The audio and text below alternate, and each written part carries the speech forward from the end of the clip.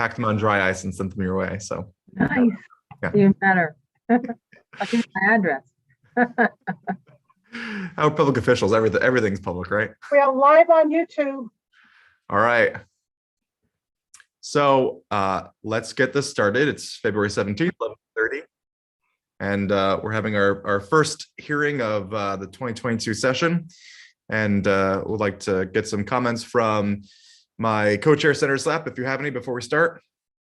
Thank you, Representative. No, happy to have this public hearing. And, these are some ideas that some are fleshed out, some are not. So very eager to hear from stakeholders and from members of the public.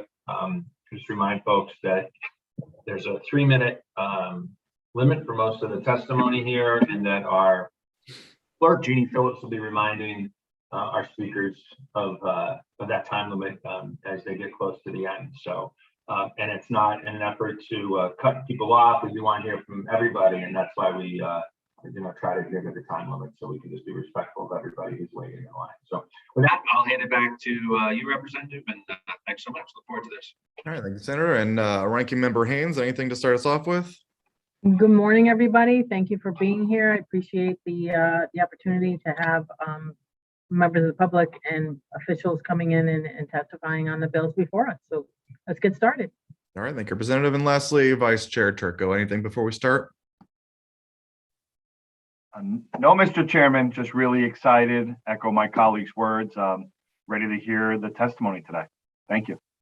All right, thank you, Representative. It looks like first on the list is going to be folk from CSCU. We have Terrence Chang, Ben Barnes, and Sean Bradbury. Jeannie, are they with us? Because I don't see them.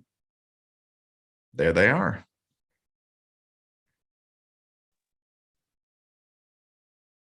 Hi, everyone. How's it going?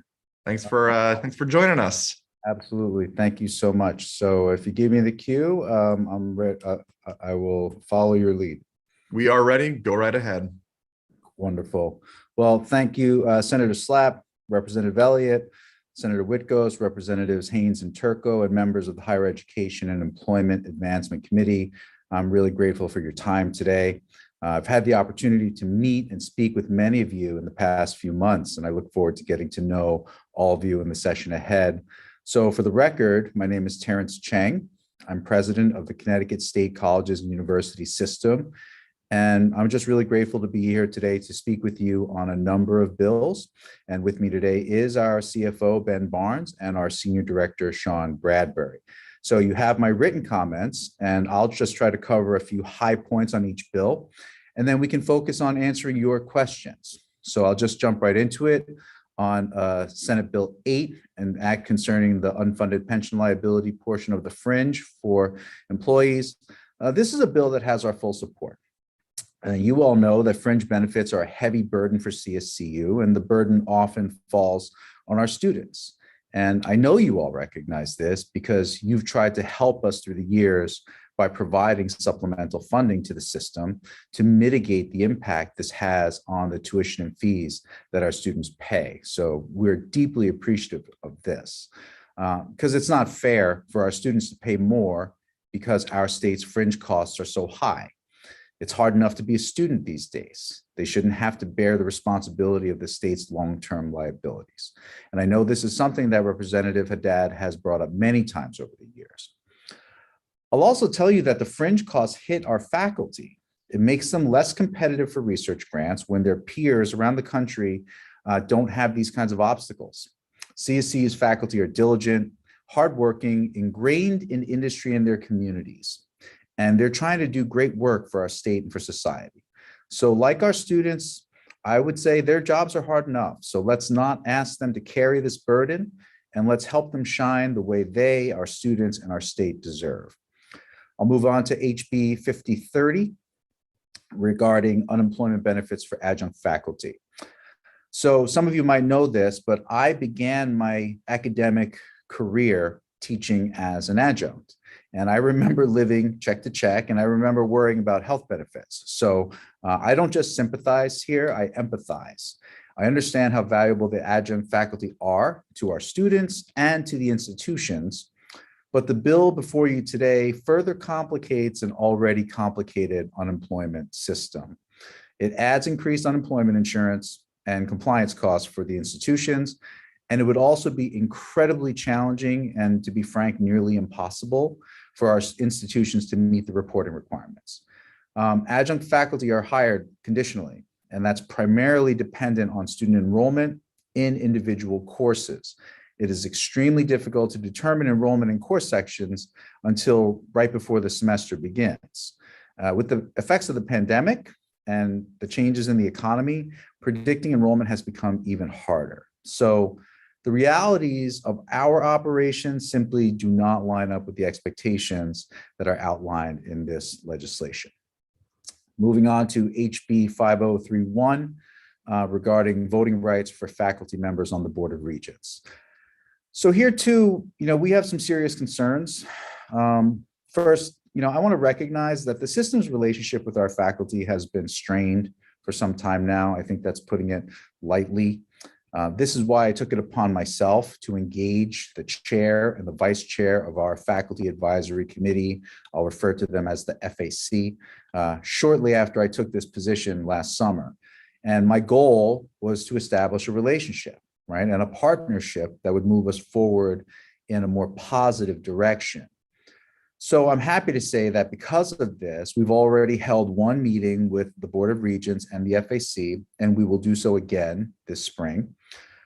Further, FAC concerns and recommendations are now more efficiently, and I would say appropriately presented, heard, and recorded in the Academic and Student Affairs Committee of the BOR. Because we take the input of the faculty seriously, and we process that input in our decision-making. And I am personally committed to continuing this practice to ensure consistent and transparent communications. So, while I appreciate the intent of this legislation, extending voting rights to faculty members on the BOR would violate good governance and standard practices for public institutions like ours. It will also create really serious ethical conflicts. I say that not only as the president of the system, but as a faculty member who's been a part of shared governance for nearly 20 years. So I really understand both sides of this argument. I'll give you an example.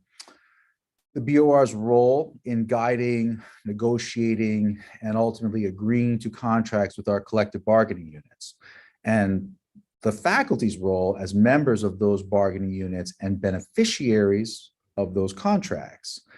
The faculty's current role as advisory members allows them to provide valuable input to the board in a way that has no ethical conflict.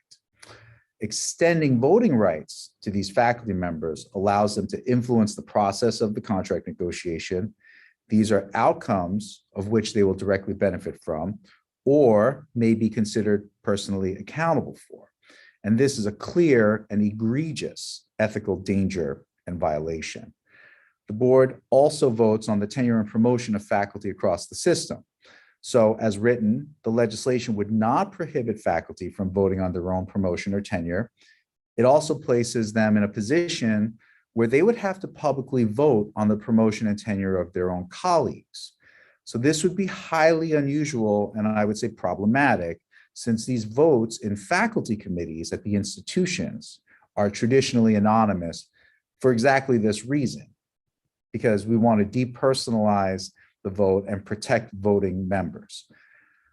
So look, at its heart, I think this debate is about making sure the faculty are seen, heard, and valued by our board and our administration. We have not been perfect in this area for a while, and we have to be better. We have to do better, and you're going to get my commitment to do that. In the fall, I visited every campus in our system. I spent time with more than 1,000 faculty and staff across the state. I listened and I heard them. Since those visits, I'm also proud to say we've made pretty significant changes in a variety of areas. We've taken huge strides forward. So you have my continued commitment that I'm going to always value and appreciate the hard work and the voice and the input of the faculty. I'll move on to HB 5033. We share the committee's deep concern for food insecurity among the students. Throughout my career in academia, I've witnessed firsthand the challenges students face with food insecurity. And I've personally worked to connect students to resources and have raised funds to support the cause. Today, this problem is particularly acute at the community colleges where we serve students who have some of the greatest needs. I'm very proud to say that every single one of our institutions across the system has a food pantry to help address the food and security needs of our students. So CSCU wholeheartedly supports these efforts. We have a strong relationship with DSS that serves as a foundation for connecting our students to the benefits they're entitled to. I know our folks have some technical changes they might want to see in the bill, but we support this legislation and we're prepared to help move it forward. For HB 5034, in short, CSCU institutions do not use legacy preference in our admissions process, so we don't oppose this bill. Our colleagues at other institutions across the state may have different opinions. And with HB 5035, I will be even shorter. And I'm going to borrow what I'm told is a popular phrase in the building, quote, good bill ought to pass. So with that, I really want to thank you for your time, and we are open and happy to take your questions. Thank you, Terrence. Appreciate that. Opening up to questions, I see Representative Vale. Go right ahead. Thank you, Mr. Chairman. Good morning still. President Chang, just a few brief questions, if I could. On Senate Bill 8, which you mentioned you support, paying off the unfunded pension liability portion, would there be any expectation, like let's say we were to do that, of not creating a liability moving forward, so that if we did this the one time, that you would be able to meet those obligations after that? Has there been any research on that, or what's your view on that moving forward?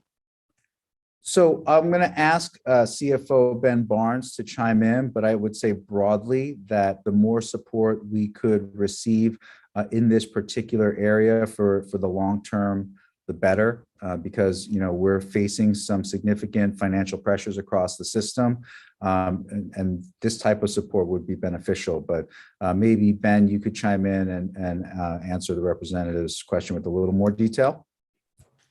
Sure, I'm happy to do that. We think that the elimination of our responsibility to pay for the unfunded liability portion of the fringe benefit rate, as President Chang said, would be a huge step forward and would make the current fringe benefit system significantly more affordable for us. I'm not going to pretend that we don't have profound financial challenges right now at CSCU. We've had deep drops in enrollment as a result of the pandemic since 2019. We were beneficiaries of some very significant amounts of federal assistance, which is pretty much used up and will be fully depleted by the end of this year, of this academic year. And we have considerable growing costs as a result of our fringe benefits and collective bargaining agreements, et cetera. So we have real financial needs. The Senate Bill 8, with its elimination of unfunded pension liability, would go a long way. I would point out, though, that already, because of the general fund fringe support that we get, so all the employees who are assigned to our general fund block grant get fringe benefit support from the state as a matter of law and practice now. In addition, there are what they call operating fund fringe support appropriations in place this biennium for both the universities and the colleges. As a result of that, and these numbers change pretty much every pay cycle, but we believe that approximately 90% of our fringe costs are covered by the state of Connecticut now in the community college system, and a lower number, more like 60 or 70% of those fringe benefit costs are supported in the university system. So while it would be extremely advantageous for you to eliminate our obligation to pay unfunded liability, if that was coupled with a reduction in overall fringe benefit support from the state, it would not impact us. particularly in the community colleges. So right now, the state is paying almost all of our fringe benefit costs for the community colleges. If the total amount of support we're getting from the state remains constant and you take the unfunded liability piece out, that would make a huge difference. However, if you take the unfunded liability piece out and make corresponding reductions to the general fund fringe support we receive, it would make no difference to us. So ultimately, we have a lot of support from the state. We are asking for more. And the change in how we manage fringe benefits could very well be part of that, but the devil is in the details, exactly how that's carried out and whether that results in any changes to the underlying funding program, both block grant and fringe benefit support. Okay, I have a follow-up too, if I may. So is this ongoing support, or is there a specific liability amount now that you need to do, or is this in every year? Is there something you want us to pay off now, or just every year in general to cover the unfunded liabilities? Well, the way the state manages its unfunded liabilities in the SURS system and also in the teacher system, but that only slightly impacts the CSCU. Within the state employee retirement system, there is a large unfunded liability, and every year the pension contributions that the state makes, either through the appropriation in the comptroller's office or through our contributions or Yukon's contributions, those contributions include an amortization of unfunded liability. So we're on track to pay off that unfunded liability over, I don't remember how many years are left, 18 years or something like that. So it is an ongoing, each year, of the hundreds of millions that we spend in fringe benefit costs. I think my recollection is about 60% of that is related to, I'm not sure about that number, I can confirm that for you at another time, but a majority of that cost that we pay for fringe benefits each year is that amortization of unfunded liability. So this is something that will be with us, hopefully not forever, but certainly for a number of years until the state has fully resolved the unfunded liability. Okay, and then so you also, I think, part of the problem.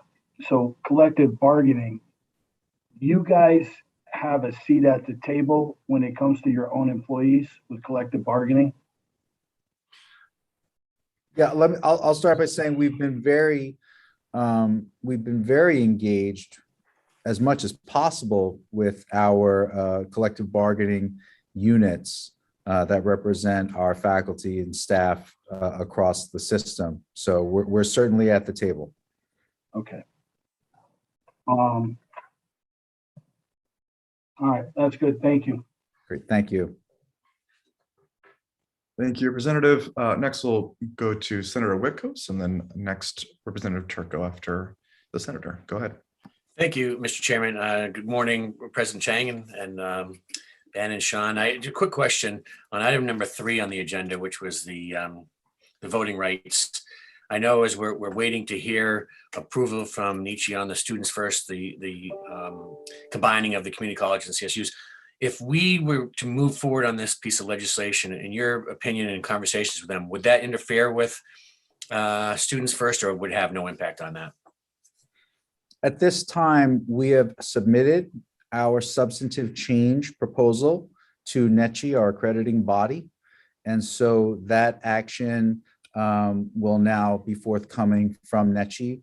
So additional conversation, changes and such, the time for that has now passed. So I would simply say that the voices of our faculty members on the Board of Regents, they have been consistent, they have been heard, they have been recorded for sure. We have continued to engage with them since far before I came to this position. And so we would just continue in that practice, but I don't believe it would have a significant, if any, impact on where we stand right now with the process. Okay, thank you. Thank you, Mr. Chairman. That's the only question I had. Thank you, Senator. Next, go to Representative Turco, and then after him, Representative Haddad. Go ahead. Thank you, Mr. Chairman. And hello, President Chang. It's good to see you here today. I want to follow up on a couple of things you said. So I'm going to go back to what Senator Whitcomb was talking about regarding the voting rights for the faculty members. I do believe some other states have been able to do this and appoint current faculty members onto their board overseeing their public institutions. So if you can speak to how they were able to do that, and it's been working, and why we can't. And then the other thought I had is, okay, I see, your objections with it and why you believe there'll be some conflicts.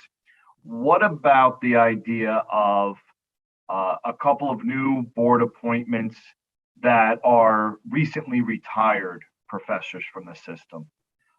Professors who have had, long experience being within the community college or the state system, and can speak for professors on the board, give them a voice, understand, what it was like for them, and understand what it's like for the current professors, but then don't have those conflicts with voting on current contracts and things like that you mentioned that you're concerned. Could that be a sort of good compromise to get an elevated level of voice for professors, but not have the conflicts you're concerned with? Thank you, President Chang. Thank you, Representative Turco. So I'll start with the latter. I mean, it's a really interesting idea. And of course, we are open to all new and good ideas that will try to move us forward, right? The last thing we want is to have division or, that type of separation from our faculty. And we want to try to instill as much synergy and unity as possible. So I think that's something that we would like to, if it were to move forward, we could discuss that further with our constituents, with our faculty leadership groups, and so on. It's something that we would be open to discussing. In terms of the other states, I'll ask Sean Bradbury to chime in a moment, but I'll tell you that yes, you're 100% correct that other states, some other states have been able to add faculty as voting members to their boards. I will tell you that that is a much smaller percentage, that the preponderance of governing boards for institutions and systems like ours do not have faculty voting. And that the Association for Governing Boards, AGB, has been pretty consistent in their positions against having faculty voting on the governing boards. But I'll pass it over to Sean for a little more detailed insight. Yeah, so thank you, President Chang. So there's, I've looked into this, this is not the first time this bill has come up. So I've done a lot of digging over the years, and my own experience in the California State University system. Like, there are systems that do have voting faculty members on their board. However, it is incredibly inconsistent for how those members become voting members. And there's a big divide between them. Some of them are states that don't have collectively bargained faculty, and that is as a kind of nod to those faculty to have some influence in the process and have some representation. There are some states that have direct election of their faculty voting members to the board. There are states that have like those faculty members nominated by the governor or somebody else.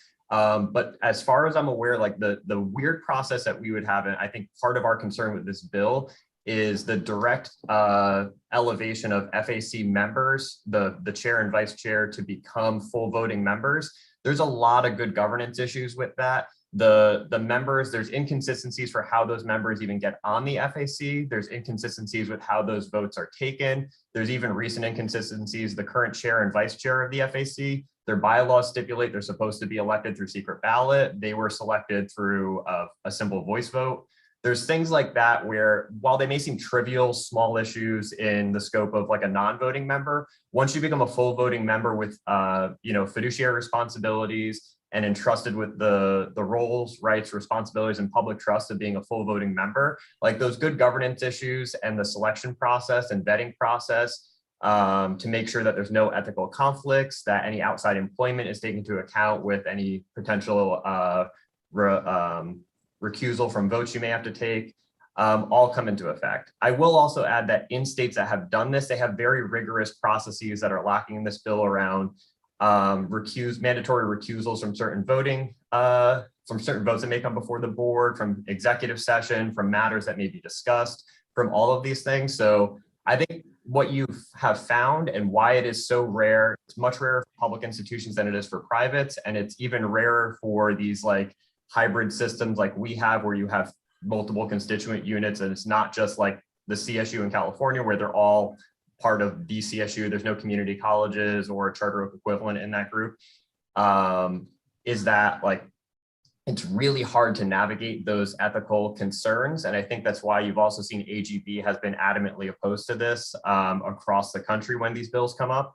It is nigh into impossible to navigate those in an ethical and very clear way. What compounds that too, the membership of our FAC, you have, there's, what is it? I think 10 voting members, but there's more than almost double the amount of non-voting members who sit on the FAC as there are voting members. And when you do things like simple voice votes, it can get very confusing about who is or is not a voting member, who is or is not allowed to nominate somebody to be moved forward as a chair or vice chair. So Yeah. I've not enough on that, but I'm happy to provide any additional details within that.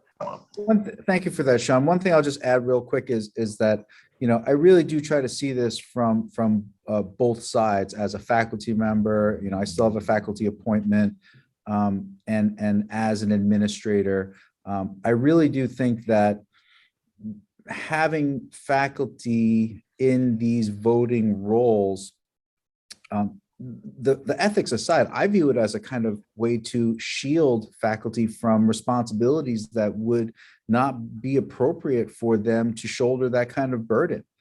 You know, I think that we have to try to keep certain lines pretty clean and clear when it comes to shared governance. And the other thing I'll say is that I really do think that we can do a better job in engaging the faculty to find creative solutions to ensure that their voices, that their input, that their positions are thoroughly processed and heard in our decision making. And I believe that we've made improvements, but we can continue to do a better job. So we're certainly open to that. Thank you for the question. Thank you. And I just had one additional question regarding the unemployment for adjunct professors. I had heard from professors, adjunct professors in my district that I represent in Newington, that were set to teach a number of courses that would help, you know, create a full-time salary by piecing together different courses from different universities, and were really dependent on that for their income, you know, to pay the bills, to put food on the table for their families. And then the pandemic hit, and those courses, you know, were canceled or were not renewed, and, you know, classes were going remote.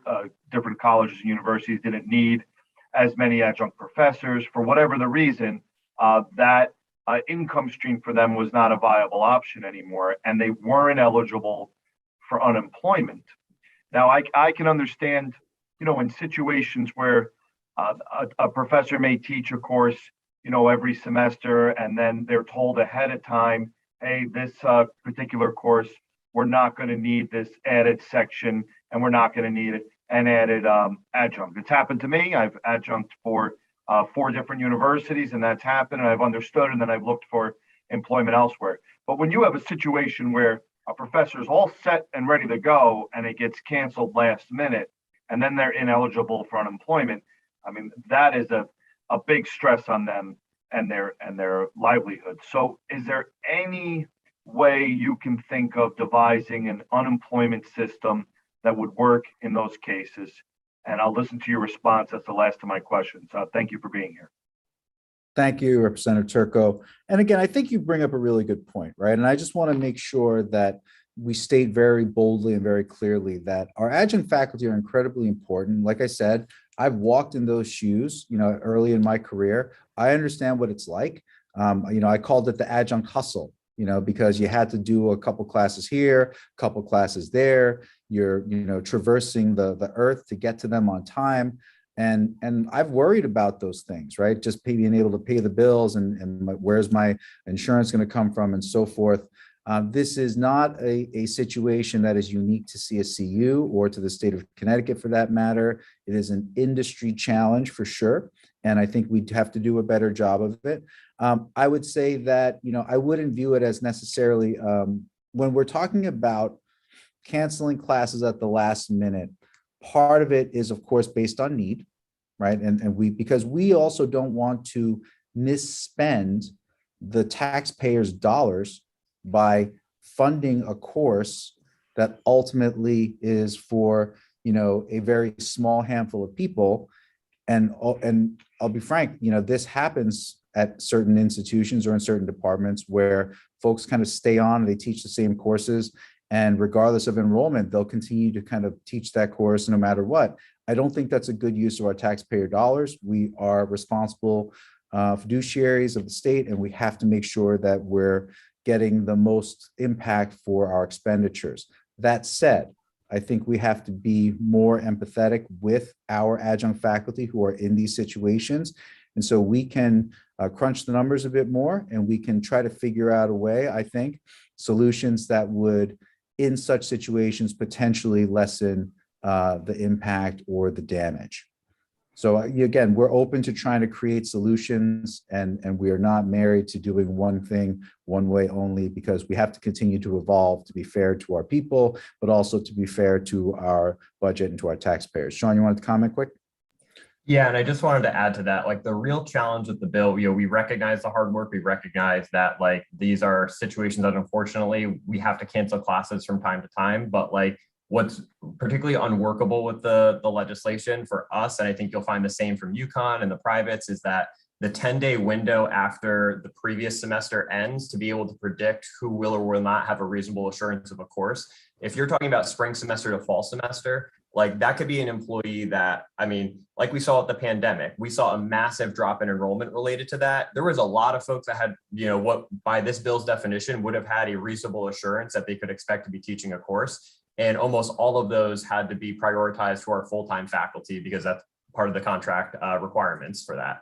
But you could even have a course that for us to try to predict who can or can't have that course, like 10 days at the end of the spring semester in time for months later for the fall. That's a real challenge, especially for the community colleges where that's compounded, where a huge chunk of our students are registering after the start of classes for the classes that they're actually taking. So I think like there's just the realities of the academic and enrollment calendars for us that don't always line up cleanly with like, the reporting requirements that you may need to be eligible for unemployment insurance. I mean, that stuff, if there's a creative solution, we are open to working with all of you. We're open to listening, but like, I think we're just presenting you the real world challenges that our institutions will face in trying to actually get you and DOL actionable, reportable data on who will or will not have reasonable assurance. So just wanted to throw that in there.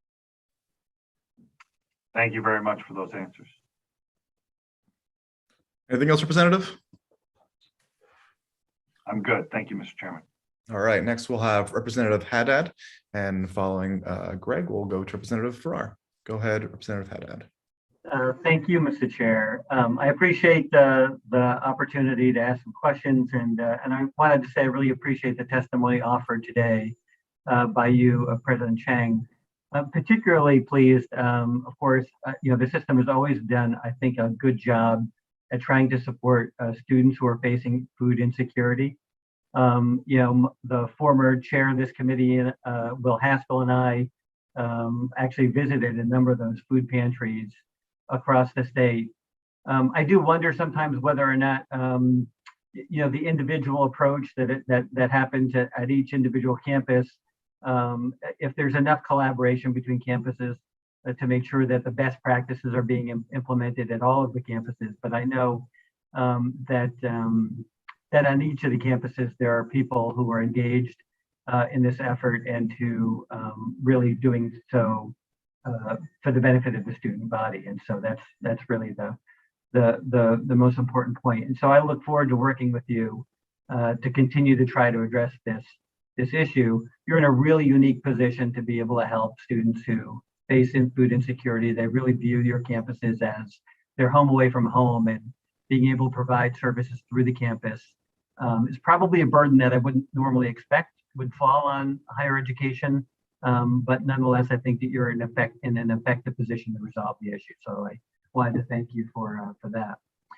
We agree on almost all of your testimony today. I did just want to just make one quick point though around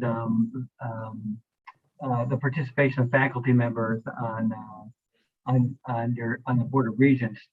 I certainly understand that there might be issues that might arise where a faculty member would be required to recuse themselves because of ethical concerns. I think our expectation here, as well as yours there, is that everybody would act as ethically as possible. We would put in place practices that would ensure that there were no ethical concerns.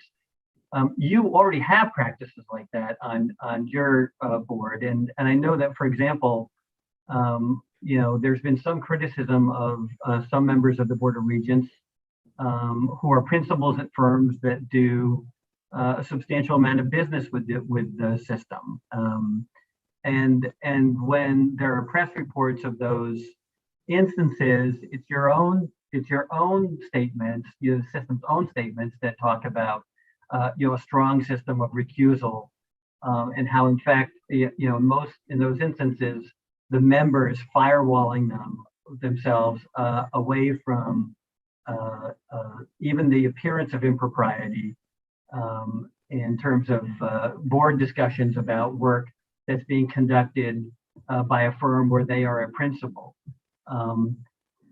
Won't those ethical practices that you invoke to defend those instances also, why couldn't they be put in place to ensure that we have ethical practices even if we put faculty members on the board? It's an excellent question, Representative Haddad. I appreciate it. And you're 100% right that every member of our Board of Regents would be required to and privy to the mechanisms that would protect them, those firewalls, as you say.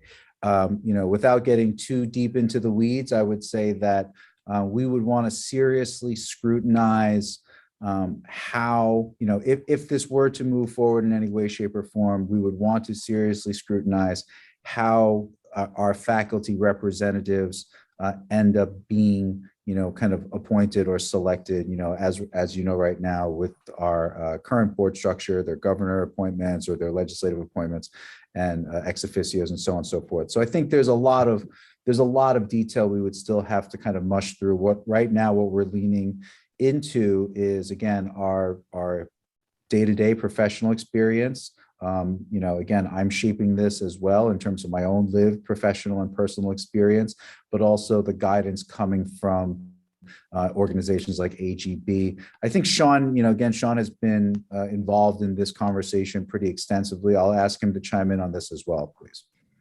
Yeah, happy to. So I know which board member in particular you may be referencing to. So with like that particular board member, the ethics considerations and firewalls that need to be in place, those are established well before they even join the board. In their vetting process to be nominated to become part of the board, especially for gubernatorial appointees, like the governor's legal team, our folks do an extensive deep dive on any potential nominee on what areas they may need to prohibit voting from, where they may need to recuse themselves from discussions, areas that they need to create firewalls on our end, but there's also instances like for that particular board member, firewalls they need to establish within their own home organization to make sure that anything that could be a conflict, if their firm or their employer is a state contractor, to make sure they're not a beneficiary of those, that they're not linked to that work, that they have no connection back to that or influence. And that's extensive on their end as well as on ours.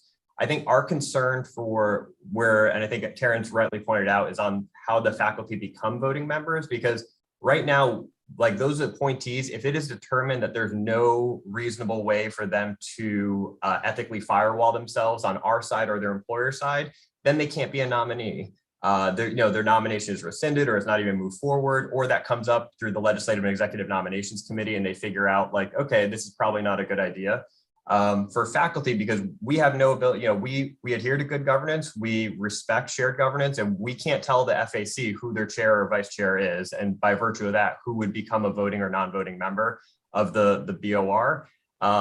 So for example, like if they were to have voting rights, and especially on the contract negotiation issues, it's an issue we have currently with one of our FAC members. That's not an issue because they're non-voting, and it's one that we've had recurring in prior years where they could be a member of the bargaining team for their collective bargaining unit, be sitting at the negotiating table, be part of their discussions, be by like the manager, by the rules of like federally protected labor negotiations, they are an adversarial party to management, that they're on the other side of that table. And then as their role on the board, they are management. So like that is a firewall that even if recusing themselves, like making sure that they can't be part of executive session discussions, like there's a lot of instances that fall into that, and the access to the information that they'll have that is privileged to board members. We can't tell somebody on a faculty member, you can't be an FAC member and you can't be part of your collective bargaining unit's negotiating team. That is their purview, and that is something we respect and that we can't intrude on. Not for our other voting board members, like we have that firewall to be able to say, if it's the governor approaching us with somebody, or like their staff, our staff can determine that there's no ethical way to firewall that person, and they can't be moved forward as a nominee. So, and I think those are very good points, Sean, but I would also offer this quickly, which is that I would actually offer a different lens to view this through, right? Because at the heart of the matter is, how do we ensure faculty engagement, that faculty voices are heard, considered, and really are impactful in our activities and operations as a university system, right? And so I would personally offer to disaggregate from any particular representative body, but say, how do we ultimately try to ensure that type of engagement? Right. And so that we don't have, one group versus another. I think that's frankly been part of our challenge, is that we feel very polarized on all these different issues. So let's talk about how we as a collective, we're all here for the same reasons, to help our students, to help our state. How do we use our faculty constituents, our staff, our administration, and everyone together on the same team? Because that's really where we are. I don't want to let this one pass by, Representative Haddad, because you mentioned your passion for food insecurity, and I really respect that. So I'm happy to tell you that we've taken a more system-wide approach. There's the execution on the ground, campus to campus. We're going to continue to improve that. But in terms of trying to raise resources, and I won't use the name of the organization, but they are a large company in Connecticut that has given us a 6-figure gift to benefit all of the food pantries at our institutions. And it's a big get for us. It's an incredibly generous gift. And I think this is where the collective power of the system can really come into play. Let us as a system help the campuses and their students. Let us go after that kind of broader macro agreement that benefits everyone, as opposed to asking each institution to go, quote unquote, fend for themselves. This is where systemness and the value of the system, the power of the system, can really be brought to bear. So it's just one example right now, and I hope to have many more to bring to you in the future. I appreciate that effort on food insecurity, and I acknowledge your earlier answers around the ethical argument on faculty board. I really do think that the answer ultimately it lies in that reestablishing that broad collaborative spirit inside the system and inside inside with your faculty and with your staff. And so I think you couldn't do better than to put your shoulder to that wheel and really try to make progress there. The last thing I'll just say briefly, because it has been an interest of mine for my entire career here at the General Assembly, that the unfunded accrued liability and the retiree health burdens on the system, I think, are really unconscionable. And I appreciate your perspective. Representative Vail asked a question about what you wanted, and I'd like to think that part of the reason why this bill is now gotten to be, unfortunately, a perennial bill is because of the advocacy of members inside the legislature, not necessarily your own asks. Last year I got some numbers, and I think that they're roughly accurate, but we're talking about between unfunded accrued liability and retiree health, payments that across your system and the Yukon system total north of $100 million a year. And for me, I think that what we need to remember is it's not the system that's paying the bill. It's not the colleges that are paying the bill. It's actually students who are paying that bill.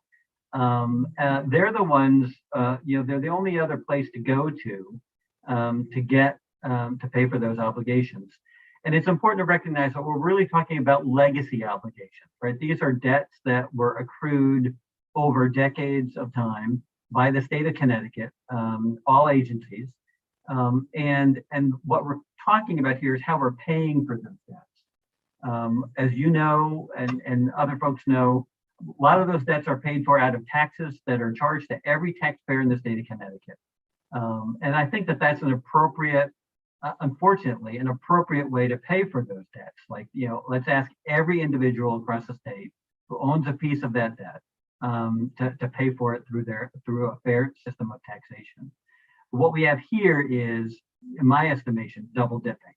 Those taxpayers who go to a community college or to a CSU system also pay again when they're paying their tuition costs. And that's what I think that we want to try to avoid. Last year, I'll ask you to provide this at some time now or in the near future. Last time we reduced that debt to a per student allocation, so that we had a real understanding of like how much is added, potentially added, and that as a rough estimate to their tuition costs in order to pay for that debt. And I'd ask you to provide that either this committee or the committee on appropriations dealing with higher education with those figures as well. I'd like to see what that burden is per student moving forward, because I think that makes it a little bit clearer that that's in fact who's paying for that debt. Thank you very much. Absolutely. Couldn't agree with you more. I believe that figure may be in our written testimony, but if it is not, we will certainly provide it. Thank you. Thank you. I appreciate that. Thank you, Representative. Moving on, we'll go to Representative Farrar, and then next, my co-chair, Senator Slapp. Thanks, Representative Elliott. Thanks, President Chang, for being here. It's nice to see you and your team. And Representative Haddad actually answered some of my questions, particularly around Senate Bill 8, because I think, to your point, Representative Haddad, quantifying the enormity of this liability that we're putting on our institutions and students just brings to light why we need to get it done. So thank you, Representative Haddad, for highlighting that.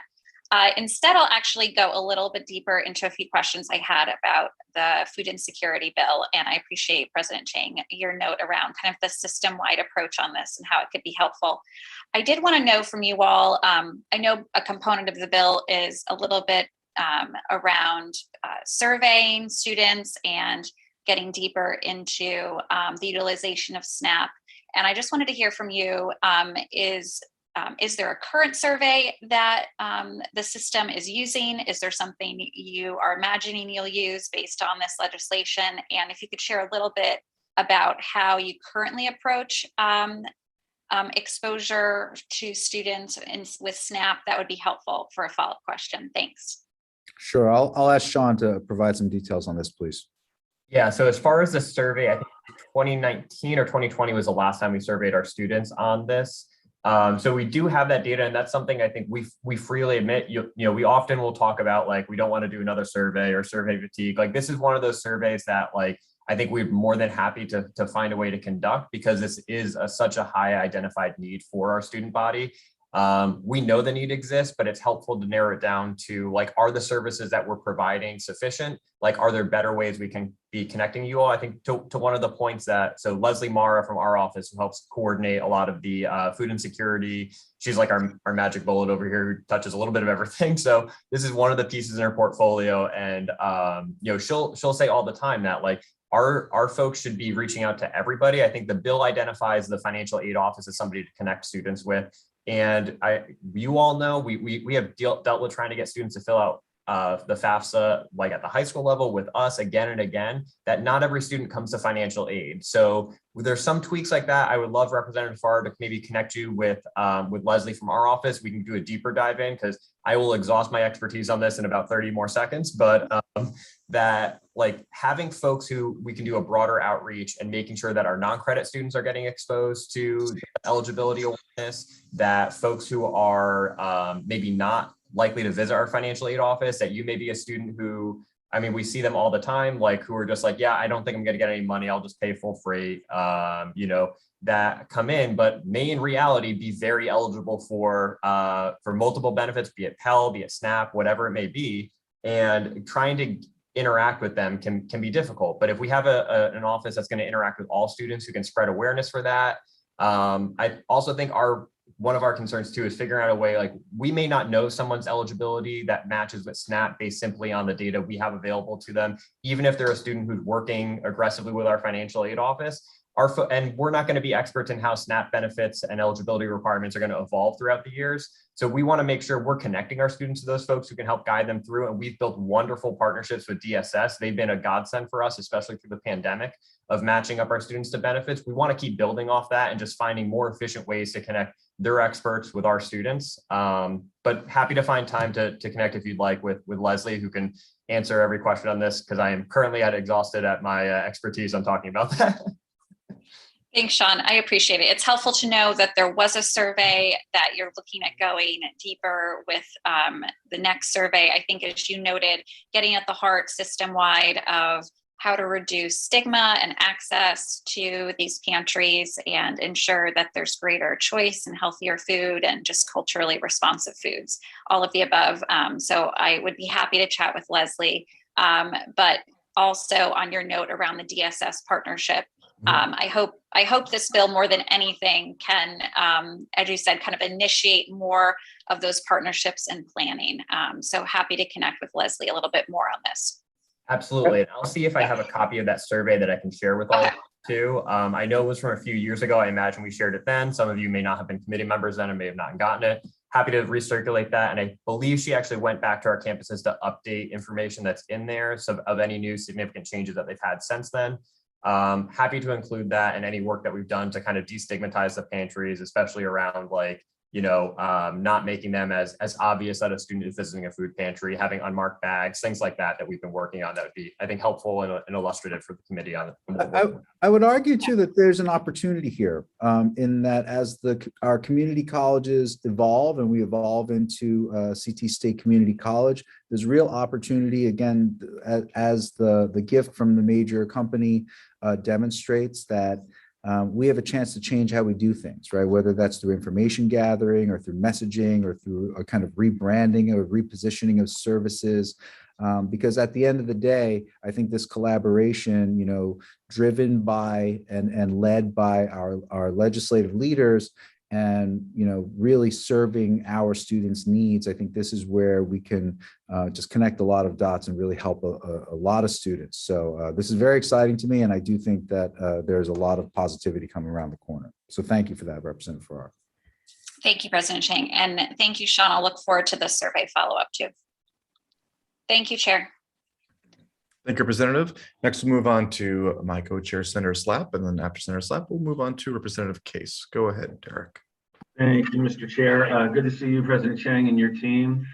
Just a couple quick questions. One on Senate Bill 8. So let's say we pass it, and I think it is important, you know, as Representative Haddad said, and I thank him for his leadership over the years on this, is making this front and center and a big priority of the Higher Education Committee. And that's why we felt like, even though obviously there's a big fiscal note on it and it's going to go to another committee, but we felt like it was really important for us to take it up in this committee because it does strengthen our institutions of higher education, helps us with research dollars and with hopefully with tuition. And that's part of my question to you. Let's say we pass Senate Bill 8 and we don't play a shell game with state support as Ben Barnes kind of alluded to, warned us from doing.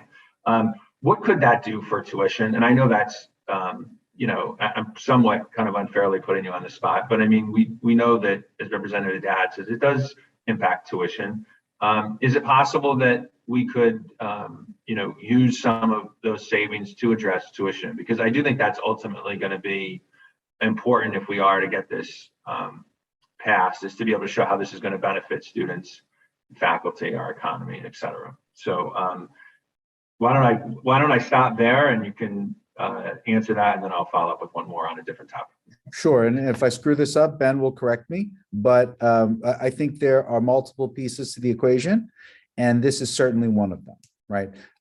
Having this burden from this specific liability fall on the shoulders of students costs them hundreds of dollars a year. And maybe that doesn't sound like a great amount of money in the greater scheme of things, but it is. It's a big deal. And I think if we could reduce that burden, that is absolutely a part of the equation. I think the other thing that you all probably know, but I feel compelled to say aloud, is that the BOR and the administration, our system, has worked very hard the past few years to keep tuition, especially at the community colleges, as flat as possible, because we certainly understand the burden that our students carry and the challenges that they face. So I would not feel comfortable saying that there would be a direct kind of dollar savings to tuition reduction correlation, but I do think that it would have a positive impact on the total kind of tuition and fee responsibility that our students might bear. So let me pass it to Ben to make sure I didn't misspeak egregiously. No, I think that that's correct. I would just point out a couple of data points that I think help understand this. I'm looking at the comparison between just the last few years, between 2019 and 2022. During that time period, our tuition and fees have gone down quite a bit because of enrollment. But we currently collect approximately $479 million a year in tuition and fees from our students. A fair amount of that is paid by the federal government through the Pell program or the PACT program from the state government, or what have you. That includes the financial aid, but the nominal amount of tuition we get is $479 million. Our current year expectation for fringe benefit cost is $424 million. So our tuition fees barely covers our fringe benefit costs for the system today. I would also point out that during those last 3 years, over recent time periods, there's been an increase of about $60 million in state assistance for fringe benefits over the last 3 years. This current biennium, the legislature has been very generous with operating fund fringe benefit support. On the other hand, our fringe benefit costs have grown by nearly $50 million over that time period. So it is frustrating from our perspective that whenever we see gains in state support for higher education, those gains are fully consumed or almost entirely consumed by increases in fringe benefit costs. Were we to take the unfunded liability piece out of the equation, we would be in a position where we could come to the legislature and say, if you give us, this amount of money, we can hold tuition flat, we can roll tuition back in certain cases, and we can provide more relief to our students through financial aid. The money we spend on fringe benefits is in direct competition with the money we set aside for institutional aid, and creates constant pressure on our tuition levels. So I think over time, it would certainly facilitate lowering of our increases in the future and even allow us to roll back. Now, I will tell you that we have large financial problems that are related to fringe benefits, but are also related to other things. And it's hard to say, changing fringe benefits will allow us to cut tuition. Everything else being equal, that would be true. Everything else is never equal. There's a lot of complexity, but it certainly would eliminate a major cost pressure that is a recurring and burdensome feature of our budget making every year. Thank you. Thanks, Ben. My other question is about House Bill 5031. That's the faculty member voting, of course. And, I start asking this question with basis, the understanding that one, you opposed the bill, got it. And you have established that you believe that there are some, there'd be some conflicts of interest, right? If we had faculty members as voting members. That said, it may be that this committee decides to pass that bill anyway. We don't know yet. We haven't caucused it, right? We're at the beginning of that process. But so my question is, if that's the case, I want to give you the opportunity to, and you've highlighted, your team has highlighted some, concerns with the process, right? So that the person coming from the FAC, et cetera. Are there better ways, do you believe, to select, if there was going to be voting faculty members?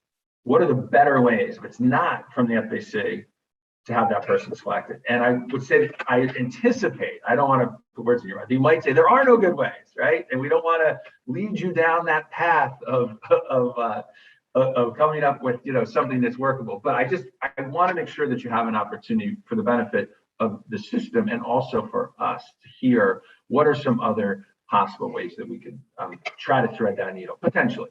So I'll leave it there. Thanks again for your time. And I'm going to go back on mute, listen, and then, toss it back to my co-chair. Thanks so much. Thank you. So, okay. The most important thing about shared governance is that it is representative of the constituencies in a genuine, fair, and honest way. And that is why I would, again, offer a different lens and disaggregate the conversation from a particular faculty group and try to find an opportunity to create a structure that would be ubiquitously encompassing of the sensibilities and positions of all of our institutions. At this time, and I don't mean to cast aspersions in any way, shape, or form, I'm not a part of that group. I've only been here for about 7.5 months, but I cannot be guaranteed that that is the case right now. And that is why I would disaggregate from a group. And again, hypothetically, if this were to move forward, then we would work with our institutional leaders and our faculty leaders on the campuses and try to figure out a way to ensure that those who are engaging in this work on the board, which is such an enormous and impactful responsibility, are truly representative of the feelings and the sentiments and the positions of our faculty. Because, if not, then there will be, let's call them imbalanced activities that move forward that would not necessarily be fair to our students or to the taxpayers and to the many industries and communities that rely on us to do a good job. So I don't want to keep kind of rambling about that and obfuscate. I just think we would need to work together to create that structure, those mechanisms that get us to a place where we all agree, like, this is the right balance. And I think with our current board, we understand the rules of engagement. We understand how folks are brought on. We understand that there's a vetting process and so on and so forth. And I just don't think we have enough clarity, and we haven't done enough of the kind of granular work to understand that clearly enough just yet. But we're certainly open to it. And we will always be at the table to do what's in the best interest of the students and for the state. Thank you. Thank you, Senator. Next, we'll move on to Representative Case. Good afternoon. It's already afternoon. A few questions. Nice to hear from you, Mr. Chang, and good to see you, Sean. I know you've been up to the community college here, and I would be remiss if I didn't say, Ben, it's good to see you here in your new role, and it's always good to have you there because you've been very supportive of a lot of things that we do here in the state. So, couple questions for you. And as far as the HB 5003 with the food insecurities, I mean, up at our community college here, I think it's still Mr. O'Rourke, president. But we have a great pantry and a great model to go off of. Have you looked at that? Have you seen that? I mean, it's actually called Food for Thoughts. And not only do you make an appointment, say what you need, but when you pick up your stuff, you leave with a $20 gift card to the local grocery store. And it's all done, in a way that it's, not, they don't feel bad about going to it. And our community has also come together and put little food pantries at different businesses outside the businesses, and the community actually stops and fill those on a daily basis. Very giving community up here in the northwest corner. But I just ask you to look into that. If it's something, it's a school program that they took on, and there's a whole lot of it on their website on how to get the food.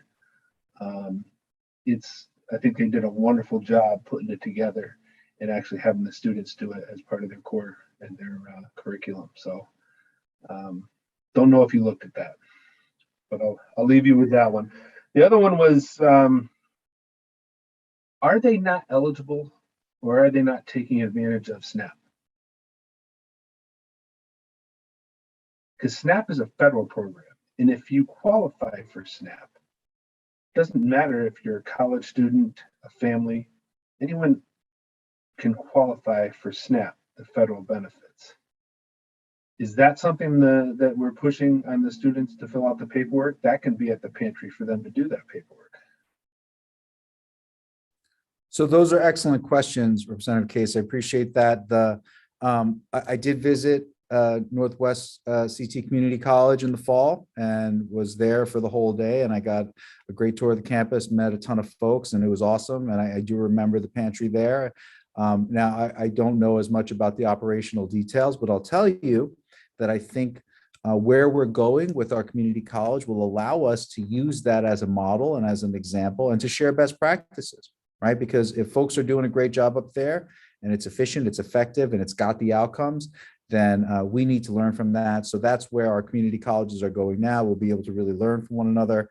We'll have to do more research in terms of SNAP and the eligibility and who's signing up, who knows what. I think, again, where we're going with the community colleges, it's going to allow us to communicate more effectively. It's going to allow us to message more ubiquitously and with greater synergy to make sure we're hitting as many folks as possible with those messages and getting the right information out there. Right now, it's a bit disparate. So certain campuses might be doing it one way versus another with varied outcomes. And that's something we would like to create systemness around, to create that kind of a structure that allows people to kind of plug in and really get benefits a lot more easily. So we can do more homework on that, but it's something we certainly want to do, which is to ensure as many folks as possible are taking advantage of those opportunities. Sean, I don't know if you have anything quick to add on that. Yeah, only the quick things. First, on the Northwestern's food pantry, we're in good news. We all wear multiple hats in the system. We're a lean ship here. That President Mike Rook from Northwestern is currently serving as interim president for CT State. So we have the best person in place to make sure that the best practices from Northwestern, if they are viable at the other institutions, can be rolled out, that we can try to replicate some of the best practices we have at other institutions. Like Middlesex has their magic food bus that's been really popular. There's a lot of different approaches that we have, and Mike's been really great at digging into what campuses are doing what well, how do we reproduce that. So selfishly, I think you guys are well represented with CT State with Mike there. The other one on the SNAP benefits, our continual issue is that our students are eligible for so many benefits that they're not taking advantage of. And it's not for lack of trying. It's mostly from lack of awareness and honestly, life getting in the way. They have enough things to worry about. A lot of our students are primary caregivers, they're working multiple jobs. They may be trying to struggle and balance all of life's challenges, that trying to sit down and figure out, okay, let me navigate what possible benefits am I eligible for is not always the top of their priority, nor should it be. We have to do better at meeting them where they are and finding ways to better connect them with the services that they are fully eligible for, and they're leaving dollars on the table. The state's leaving dollars on the table. So I think DSS has shown a great commitment to working with us and trying to find better ways to connect our students with those services. We're trying that, and we're always open to external groups who may have a better way of doing it. Anybody who may have recommendations, we'll take them. We want to make sure our students get every single dime that they're entitled to, because they have enough challenges and we don't need to be adding to that burden. We need to be removing barriers and providing more opportunity, more resources to help them complete. Because, you know, I think we all know you can't study and you can't complete and retain and pursue a degree if you have an empty stomach, if you don't have a roof over your head, if you are worried about medical care. These are things we have to do better to take care of our students. So, And Sean, I thank you for that. And I don't know if it's ever been looked at to put a questionnaire or something on the application to see if you are available, because, you know, I am getting questions of, you know, if they move out of the family household, are they eligible? But it's a federal program, and it should, from talking with Commissioner Gifford, it shouldn't make a difference because the federal card goes state to state. They can't discriminate what state you use that card in. So if you're eligible, you're eligible. So we should find out a way to make sure that all those who are eligible get it. And I get it. We're all, even as legislators, we don't know all the programs out there where the money is. You got to search it and find it. And it's a little bit harder when you're a new college student because you're excited and you want to go on it. Sean, I thank you for coming up, and you know, Mr. Chang, for coming up to the community college. And I know Senator Whitcliffe is not here, but you know, we have one of the best, you know, the newest nursing school, I believe the only nursing school in the community college. And you know, things are really going well. And now with Hartford Hospital joining on right next door, it's a great partnership. And we have a lot of good things going on for a little small town. And I know, Sean, you've been up here multiple times, so I thank you for that. And I'll just move on to my next question if I can, and then I'll cut that off. It has to do with 5030, which is the unemployment benefits for adjunct facility or faculty. When we do adjuncts, and I've asked this question last year, how many adjunct professors, because we're doing everything Zoom, are out of state? If they're looking for benefits, are they going to get Connecticut benefits, or are they going to get the benefits from where they are? It's an interesting question, Representative Case, and to be honest, I don't think we've probably done a deep dive on that recently. I mean, obviously, we want our folks to be available to engage with our campuses. I think, you know, through certain, you know, and it's a little different with every, you know, bargaining unit or what have you. But when you're teaching an online class, I think there is an expectation that you are within, let's say, a realistic and reasonable distance from campus for professional development or departmental meetings and whatnot. If it were a priority for you, I'm sure we could probably gather some information on that. But my assumption and my presumption is that the large majority of our instructors are indeed community and state residents to their institutions.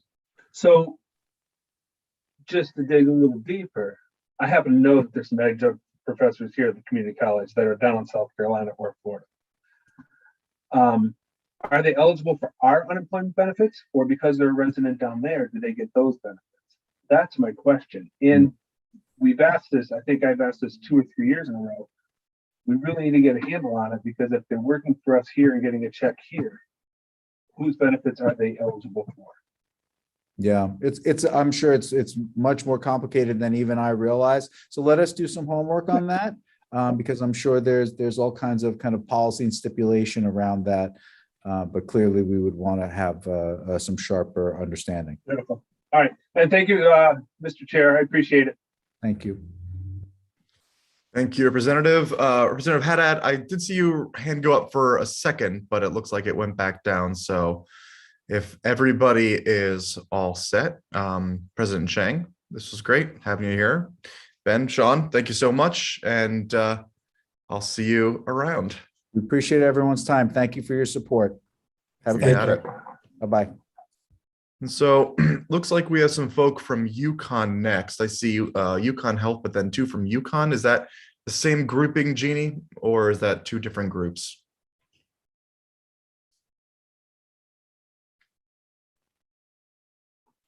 Sorry, I was responding to an email question. No problem. The Yukon people are their 4, 5, and 6 numbers. Yep. That's the All group. together? Yes. Okay, let's go for it. I'm going to mess up his name. Chief Financial Officer from Yukon Health will go first. Okay. Thank you.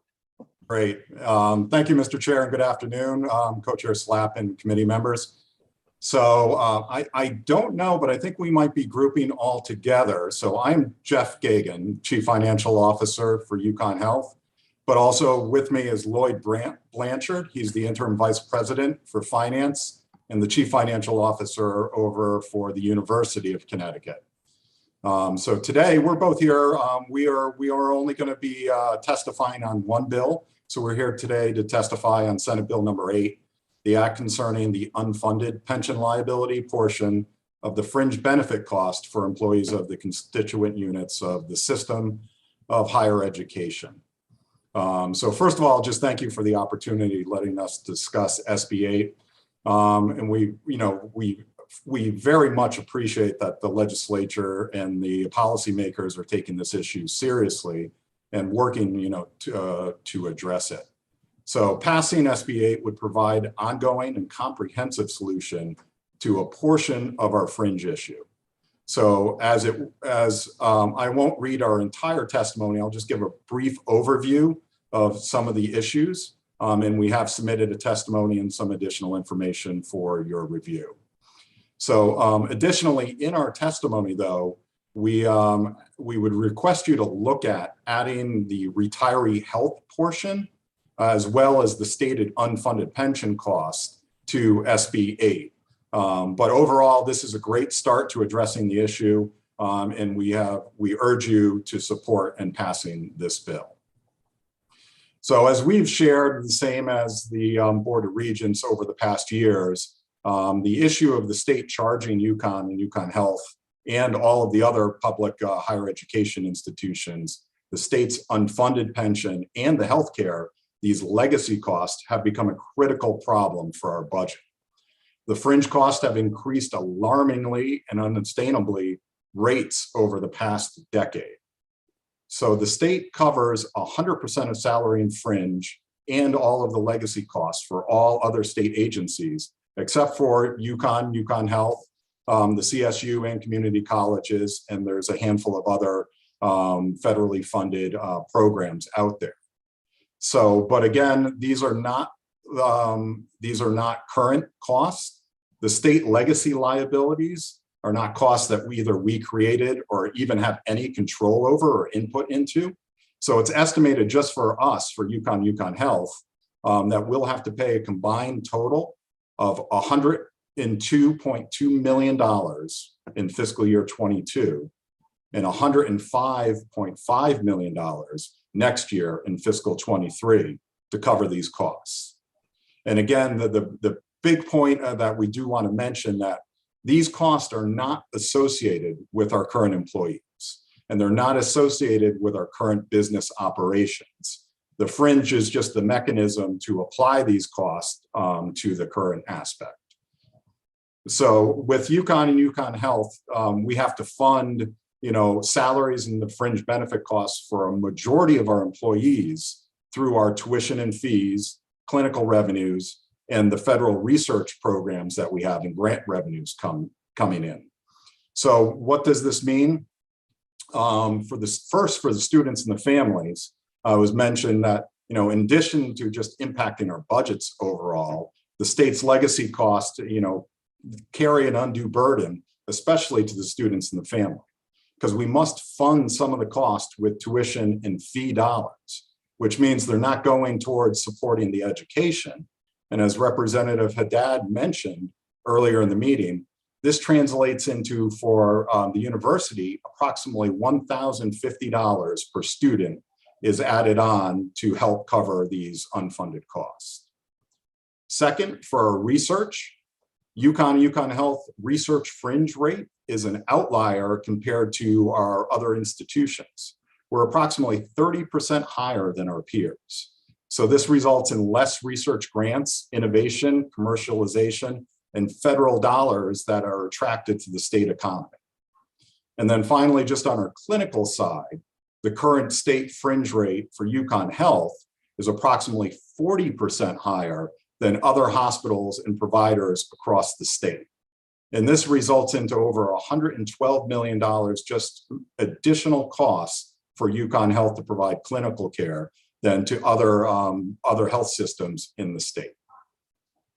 So it's important to note that without these costs also, Yukon and Yukon Health would not have budget deficits, and we would not have to come back to the state for additional dollars. These additional fringe charges associated with the state legacy costs is just something that we can no longer afford to fund. So we're asking for basically parity with our other sister state agencies, and that the state cover 100% of the legacy costs. So as I stated before, we've attached some additional materials and the full testimony to help illustrate the magnitude of the problem for your review. So we will stop here. We thank you for your time and your leadership on this issue. And then Lloyd and I would be happy to answer any additional questions that you might have. Thank you, Jeff. Thank you, Lloyd. We'll now go to questions. I see Representative Vale, followed by Representative Haddad. Go ahead. Mr. Chairman, and good afternoon now. So you mentioned, so the legacy cost of over $100 million a year. Is that correct? Correct. That's a lot of money. So, I mean, this is an uphill battle, and we're paying for some probably poor choices in the past, obviously. But you also, you get a block grant from the state. Is that correct? Correct. And so what was that amount this year? 133 million for Yukon Health. And Lloyd, what was Yukon's? We received $408 million from the state in the form of block grant and the associated fringe costs. Okay. All right. And so, and then to make up the rest, you're talking, you said maybe $1,050 per student that you have to charge extra to offset these legacy liabilities. Is that, That's, did I understand that correctly? That's the amount that, that's what it amounts to on a per student basis for our unfunded legacy costs. That's correct, sir. All right. And again, this is only my second year in this committee, and I represent an area that's very close to Yukon. We actually have a lot of students. We have grad students that in Summers and Stafford, a lot of employees. And so I had OLR do some research in 2017, and maybe I could have them update that. I just have concerns because I had them, they did a survey of all 50 flagship universities in all 50 states. And that we did an analysis of how much our state gives to our flagship universities as opposed to all other 50 states. And Connecticut came in, and I'll be pretty close, but I'm not looking at that data in front of myself right now, and I can try to get that. We were at over $23,000 per student that we gave to Yukon specifically. And that was second highest in the country at the time. So there were some concerns that maybe in doing some research that some of the other flagship universities had much higher endowments than we do. Is there anything, and maybe that plays into it, there could be a lot of different things. I know UMass, which is a neighboring state, I think that's a fair comparison at that time. And again, you guys can look up, and I'm going to ask for this research again, that they were at around 10,000. So I want to help fix the problem, but at the same time, I want to be, fiscally conservative with, taxpayer dollars. And I feel like we already contribute a lot to that. Are you guys looking to maybe, are you doing anything there at the university? And again, maybe you guys, you can't answer this specifically, to increase our endowment and things like that, so that there are the other sources to maybe remedies these situations, as opposed to just adding more money from the state or having to charge students higher tuition. Yes, Representative Vale, we are increasing our endowment as we speak. Over the last couple of years, I believe we've increased it by over $80+ million. So there is a strong effort on the part of the foundation and the rest of the university to really push for increased philanthropy. You are correct that the share funds that we receive from the state is not the second highest in the country, but it's higher than the average public research institution. The problem is our endowment has not been enough to support that extra cost. So we have to rely on the state. If not, we would have to raise tuition by unsustainable levels. And so it's just a trade-off between the resources we receive from the state, from the students, and through our own self-generated activity and self-generated income. So the endowment is growing. We're not there yet in terms of being sort of equal to our peers, but it is top of mind at the university, and we will increase that endowment, though we're not going to be able to increase it far enough to offset some of the costs we're talking about here today in the next 3 to 5 years. So. Yeah, and I understand that, and I know a lot of this has to do with, maybe mismanagement in the past or whatever, even beyond your control. And I understand that, but as a state representative who both wants our flagship university to be top tier, and I think you guys are doing a good job with that, and being so close in proximity that I have so many people involved, that's very important to me. But also as a fiscally conservative person, I want to make sure that we're getting the most. It's been very difficult, to get budgets passed, and we have other things we have to tackle. So this isn't just an easy issue to tackle. So I just want to make sure we get all the information, and I'll continue to listen. Thank you, Representative Bill. Well, in response to your final comment, we like to think, very good stewards of the taxpayers' dollars here in Connecticut. In addition to being the interim CFO, I'm a professor of public policy with a focus on public finance. So my sense of being a good steward of public taxpayer dollars is very strong. I would like to say, though, that we do believe that we provide not only benefits to the students that come to Yukon, but also to the state in general through the research, through the innovation that we create, through the business startups that we create, through the technology transfers that support industry. We do believe we add a great deal of value to the state, and we will focus on doing more of that in our strategic plan coming up very soon. But thank you for your comment. All right, moving on to Representative Haddad and then next Representative Farrar. Thank you, Mr. Chair, and thank you to both of you for your testimony today on the CSRS unfunded pension liability issues. I appreciate that you've broken that dollar amount down to a per student basis, but I wanted to ask you about in the past if the university could provide us with some information about examples of researchers who have left the university in search of a better environment for their research. I know, like from living in Mansfield, that when I go to the playground, I might be alone in this, but when I go to the playground with my daughter and sit on the bench, there have been a number of occasions when a professor has sort of sidled up to me and complained bitterly to me about how this environment and this problem sort of adversely affects their ability to get research grants at the university. And it's because the legacy costs gobble up a significant portion of the grants that that they earn.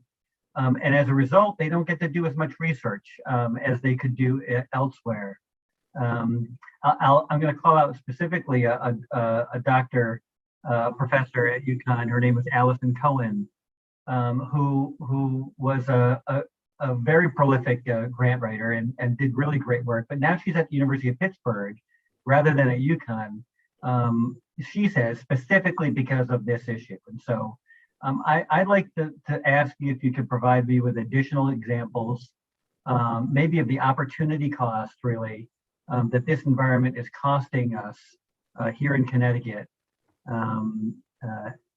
specifically in terms of research grants. We will do that, Representative Haddad. You expressed the problem in regards to the research competitiveness very well, but it's not just competitiveness for grants.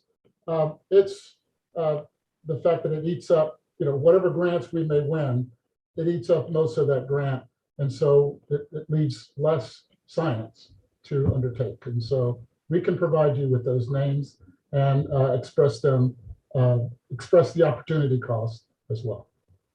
Great, and I know that just to answer one of additional questions from one of my colleagues, the current endowment at the University of Connecticut, I think I just read that it was somewhere around 600 million. Is that accurate? Do you happen to know what the current endowment is? I know that that's the Yukon Foundation. That's a different. I don't know the exact different number. entity. I don't know the exact number, but I will get it to you. I believe it's well above 500 million. But I'm not sure if it's all the way to 6 yet.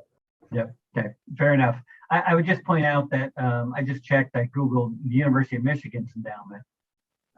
Of course, in the Midwest, a lot of public universities concentrated much more carefully on fundraising, predominantly because, unlike their Northeastern partners, there wasn't as strong a commitment by public entities, by their legislatures to fund them. And so now we find ourselves behind the 8 ball, where the endowments in the northeastern part of the state really are not as significant as what they could be had we been working on this for 100 years. The endowment at the University of Michigan is $17 billion. And it makes a real significant impact on their ability to fund their university in a cost-effective way. I'm glad that we're on the case. Maybe in 100 years, maybe less. Maybe I'll give you a 50-year horizon. We'll have a $17 billion endowment. That would be our hope, and I know that you're working on it. Good luck with it. Thank you. Thank you, sir. Thank you very much. And just to note, though, for the representative, on the additional information that we did hand out, we do have a slide deck on page 13 of that. Gives you just a couple of those scenarios that you were talking about of faculty who left for other institutions, but we'll continue to work on that. But everybody should have that information on slide 13. Thank you very much. That's very helpful. Appreciate that. All right, thank you, Representative Haddad. Next, moving on to Representative Farrar. Thanks, Representative Elliott. And hi, gentlemen. Actually, nice to see you both. My question is going to be kind of the flip side of Representative Haddad's, to the point of, and maybe this is also in the slide you're referencing, Jeffrey, about if there's any modeling that you all have done about if this unfunded liability went away and the overhead costs went down, what type of additional research dollars the university and health center could be looking at. I guess, is that something you all have estimated in any way about what this change could look like in regards to securing greater research grants? We haven't done the kind of modeling that you're referring to specifically. Yeah. We have been told, and we have anecdotal evidence from grant reviewers in the federal government that they've made statements to our grant proposers, our PIs, that the costs are too high. And when given the choice between 2 equal proposals, we will not win that equally qualified proposals. We will not win on the basis of costs. And so we can estimate, I think, a preliminary estimate of what we have lost in that way, right? Where research proposals were essentially equal, but we lost based on cost. I think we can come up with some estimates there. That would be great, because I feel like that would get at a little bit of what my colleague Representative Vail might have been even trying to seek out of, how do we become more sustainable, into the future for all of our institutions. And it seems like to me, hearing from you, this kind of liability piece is a key hindrance to that, and your ability to ensure that you have more of that ongoing growth. So anything to add to Representative Haddad's point, or kind of noting those key opportunities that have been lost, I feel like would quantify that in a much, much better way. Absolutely, we will do that. Thank you. Wonderful. Thank you both. Thank you, Representative. It looks like no other questions. We appreciate your gentleman's time. Great. Thank you very much. We appreciate it. Thank you. Got it. All right, we are going to now be going back and forth from the public and then to folk who are either electeds or running agencies. And so we'll be moving on to number 10 right now, and that is Logan Roberts. And that will then be followed by Representative Jamie Foster.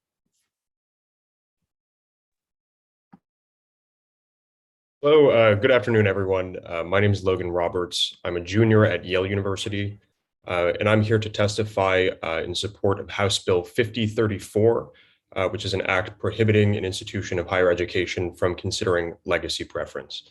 For some additional context, I am a proud FGLI student. I was a beneficiary of federal TRIO programs. I received the Pell Grant currently. My dad is a mailman, my mom cuts hair.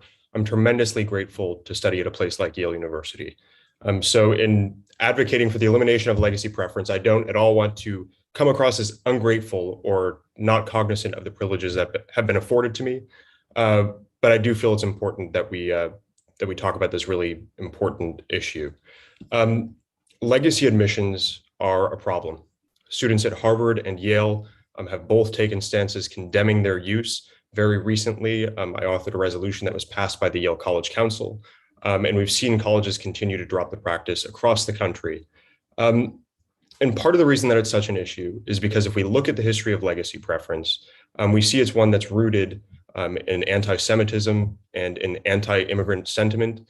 Yale only established their legacy preference in 1925, so it's been around for less than 100 years, and Yale's been around since the beginning of since before the United States was a country. So this is a relatively new practice, and it really only serves to give a leg up to students who already have a substantial leg up in the admissions process. Importantly, we know that legacy admissions don't actually have a substantive impact on alumni donations. There's empirical research to back this up.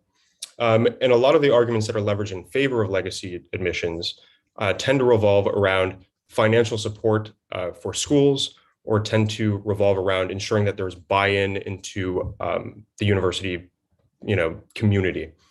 To both of those, I say, if we are concerned about financial support for our universities, then that should be made explicit, and we shouldn't be hiding behind the veil of legacy admissions. And I think in so doing, we're sort of doing a disservice to first and low income students and students across the board who have earned their way into school. As far as community buy-in goes, I think that someone working to get into the school that they go to, as opposed to just sort of carrying on a family legacy, is a pretty good reason to have buy-in.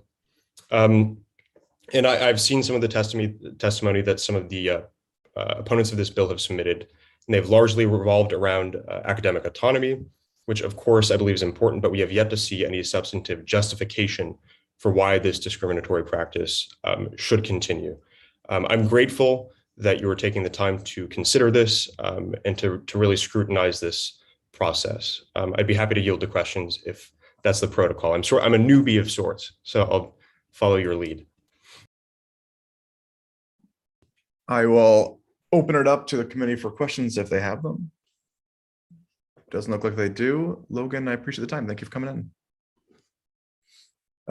So we're actually going to be moving to Nathan first from Yukon before we go to Jamie. So next will be Nathan, then it'll be Ethan Warsler, and then it'll be Jamie Foster. So Nathan, I apologize for that slip up, and whenever you're on and ready, go right ahead.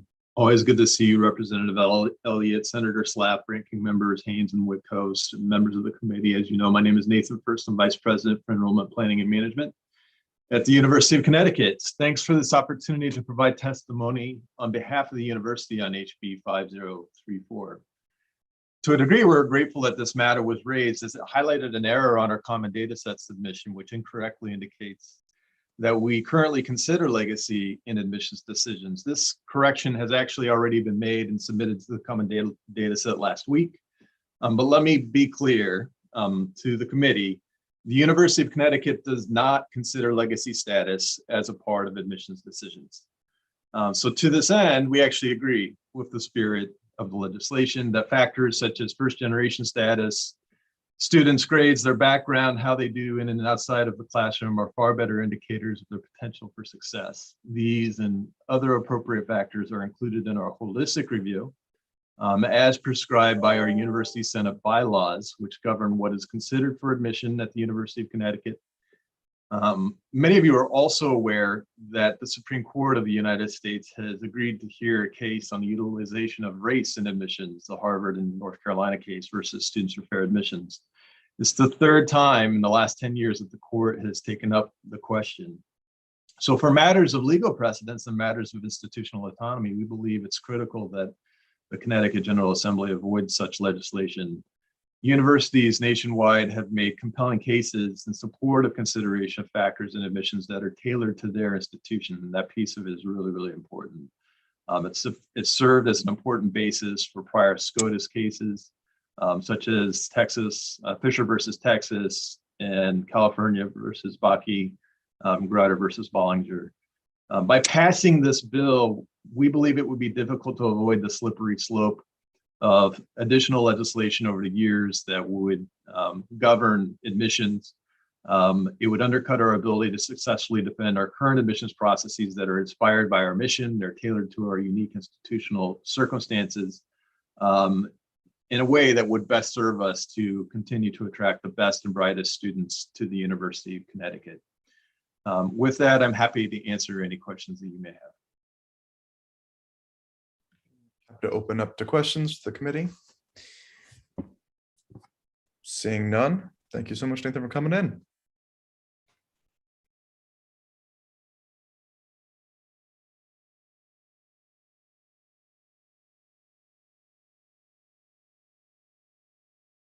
Oh, next we'll open up to Ethan Gorsler. Apparently, I was muted. Good afternoon, representatives. It's an absolute pleasure to be here and honored to be here as well. It's my first time speaking on one of these, so I'm very glad to make this be my first time on an issue I care so much about. My name is Ethan Warsler. I'm a fourth year, senior at the University of Connecticut. I serve as the vice president of the undergraduate student body at Yukon Stores. And last year I served on the Yukon Board of Trustees. But I can say without a doubt, what I've been most proud to work on for the past 4 years has been the issue of food insecurity, an issue that is not specific to Yukon by any means, of course, but very much prevalent across all regional campuses, especially at our regional campuses, but not exclusively. Of course, at my campus of Stores, we have our own issue of food insecurity as well. I'd like to share with you a little bit about my previous experience working on food insecurity to sort of paint a better picture of the state of the campus at Yukon. My sophomore year, I started something called Husky Market, in which we brought basically a couple $100s worth of groceries funded entirely by the student government, all funded by student fees. A couple $100s worth of groceries to campus, expecting maybe 20 or so students to be able to benefit. Instead, 300 students showed up, and that taught us a lot about what exactly the need is on campus. The following semester, of course, COVID hit, so we had to rethink how to deliver food, and working with the university and making sure all of our policies were safe, and we walked hand in hand with the university in a lot of what we did. We started something called Husky Market, which eventually was able to deliver $300 gift cards to, at that time, about 180 students or so. The following semester, we expanded the program to include 300 students. And this last semester, we have reached over 1,000 Yukon students at $300 gift cards a person. Gift cards to Price Chopper, Stop and Shop, or Big Y, depending on what's better for them. Our service also included all regional campuses, not just Stores, and reached well over 1,000 students, as I mentioned. Programs like Husky Market, though, are not sustainable. And whenever I talk about programs like Husky Market, I always include that it's not the responsibility of students like me. And I'll also include that there was a huge coalition of students and organizations that made this possible. But it's not our responsibility to be working on issues like food insecurity. We have, as you all know, plenty of stuff to think about, including our own financial status, as well as the myriad of college things that you do, including doing well in school and having a social life and whatnot. It's the responsibility, as you all know, of the institution of Yukon, the state of Connecticut, as well as a person-to-person relationship that we have as students too, but to actually address food insecurity in a meaningful way.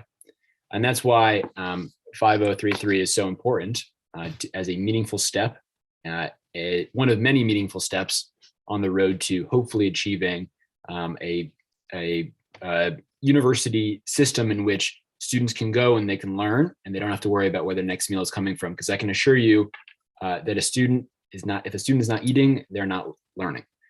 So I just would like to speak in favor of 5033. And I know you'll hear from a couple other students in this call here who will be able to tell you more about their experience.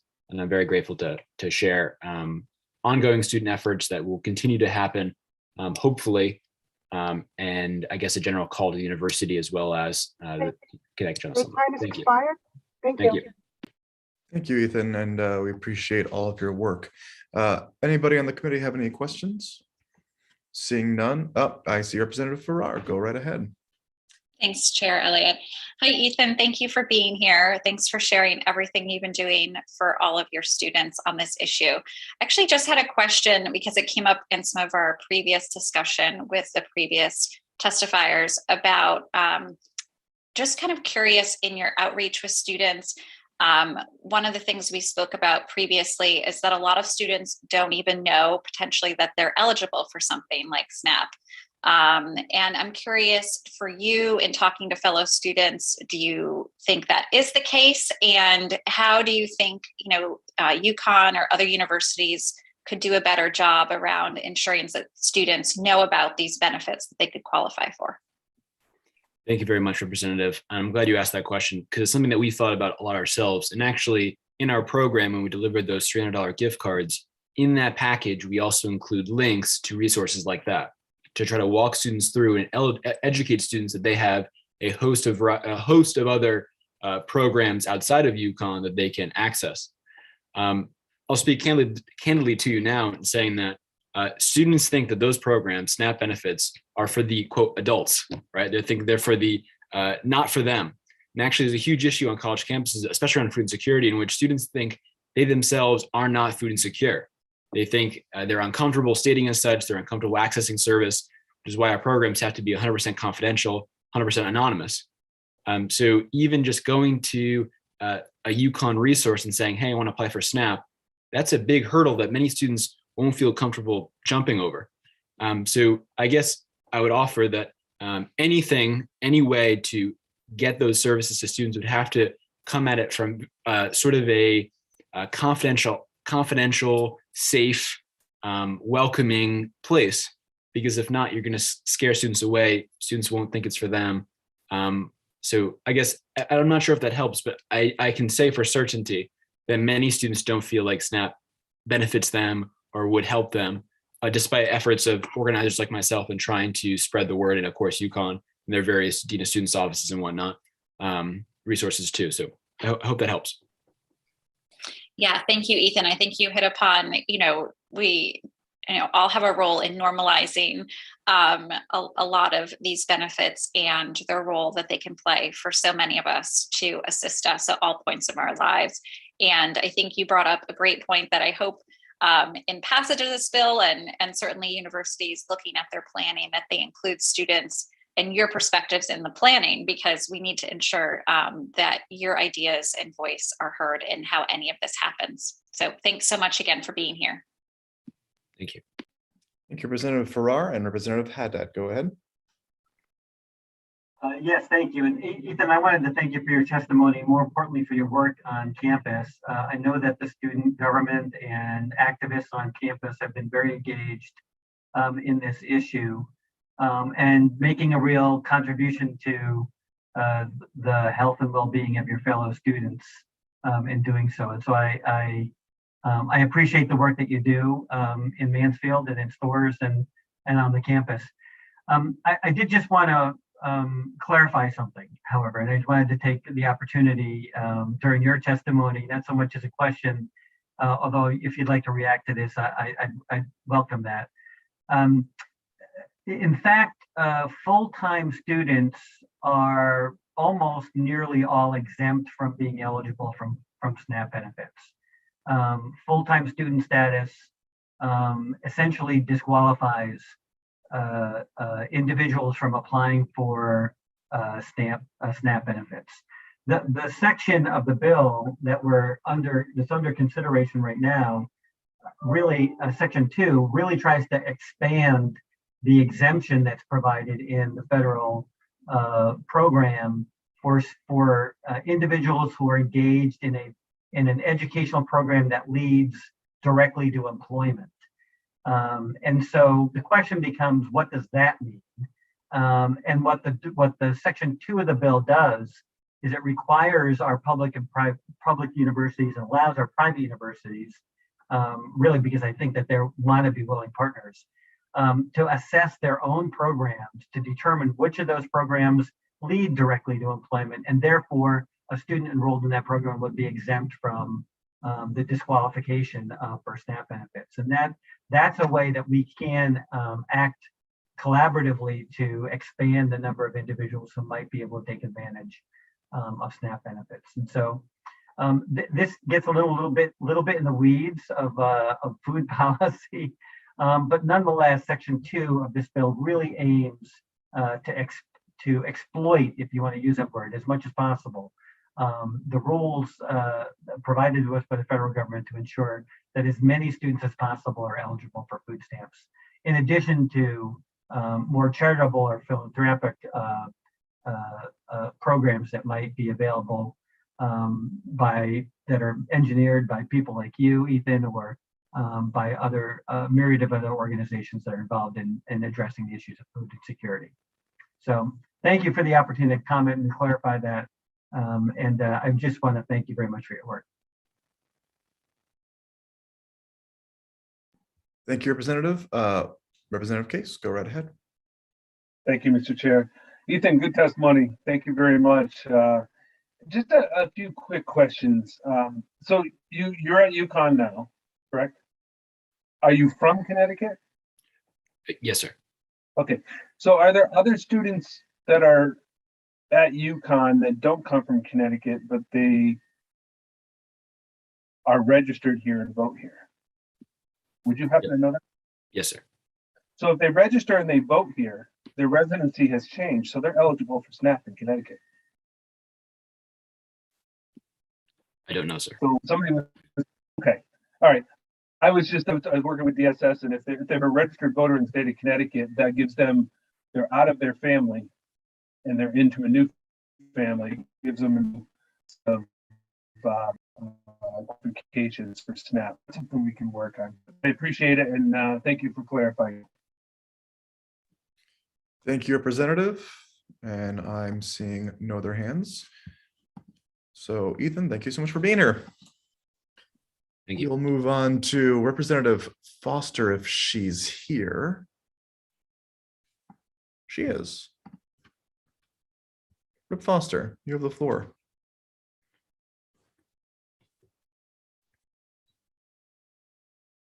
I see your screen, but it's off and muted. I'll give you a few more seconds.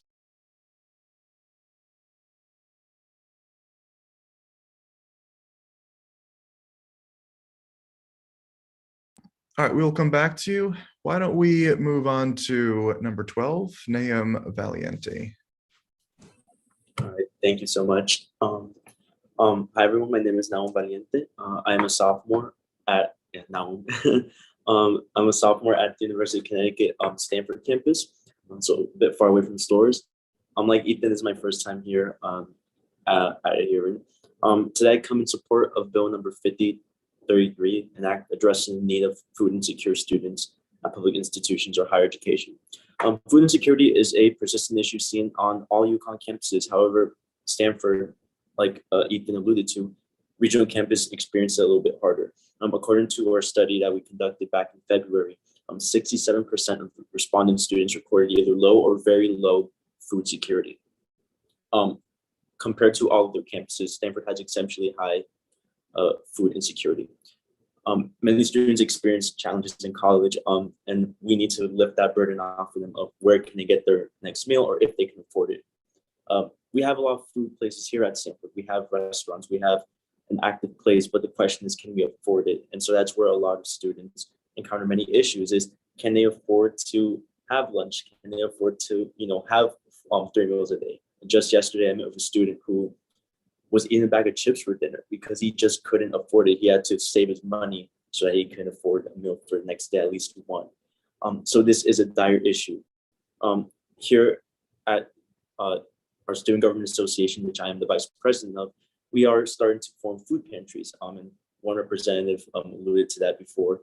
And while it is great that we're having these food pantries and we are expanding our powers to help and benefit our students, we cannot do it all on our own. It does require a bit more help from higher institutions like this bill addresses. It does require more people to be involved to ensure that more students can benefit from these food pantries from SNAP, to educate our students about our benefits. We have the resources, it's here, it's just a matter of getting to it and connecting to them. And the bill raised today will not only help bring relief to our organization and meet the demands of our students, but also relief to students on their well-being. Food insecurity has evolved into an issue that is far too great to be handled alone in our respective campuses. For this issue to be truly covered, it requires not only our institutions to look into these problems, but also for students to have access to more resources to provide aid for their needs regarding food insecurity. And that's why I stand in support of this bill. So thank you for your consideration, for your time, and if there's any questions. Thank you, Noam. All right, going to open it up to the committee for any questions. Seeing none, thank you so much for your time. Thanks for coming in.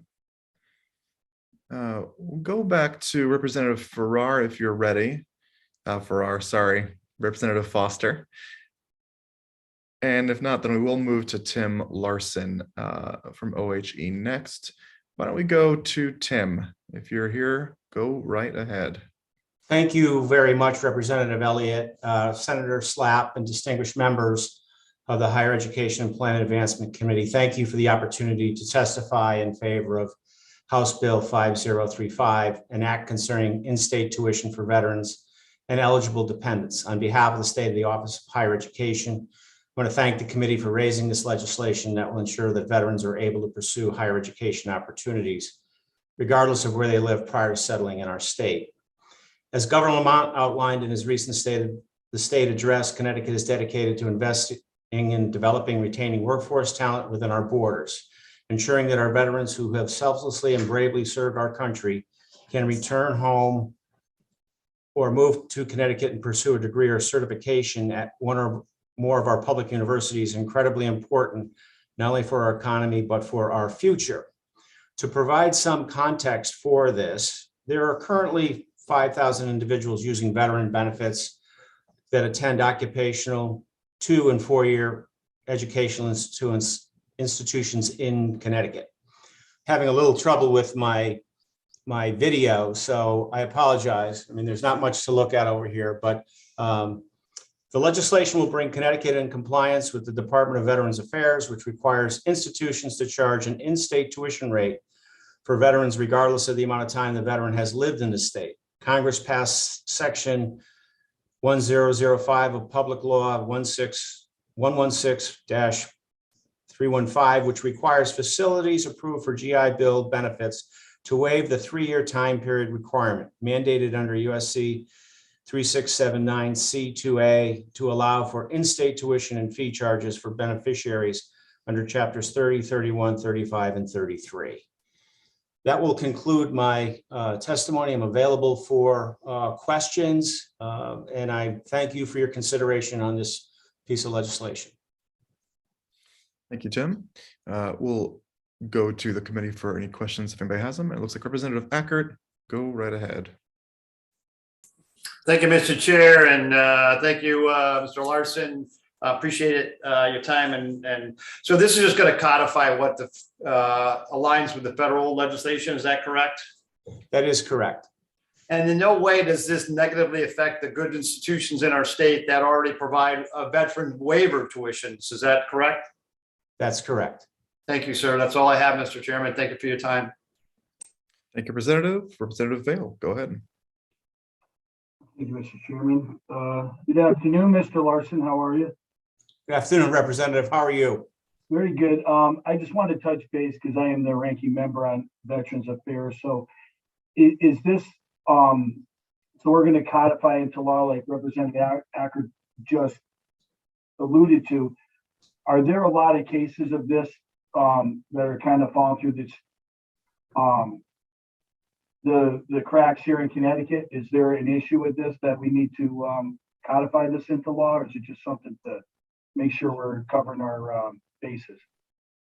I'm having a little bit trouble hearing you, but what I'm understanding is that there have been instances where institutions have used the shall or may and some shall.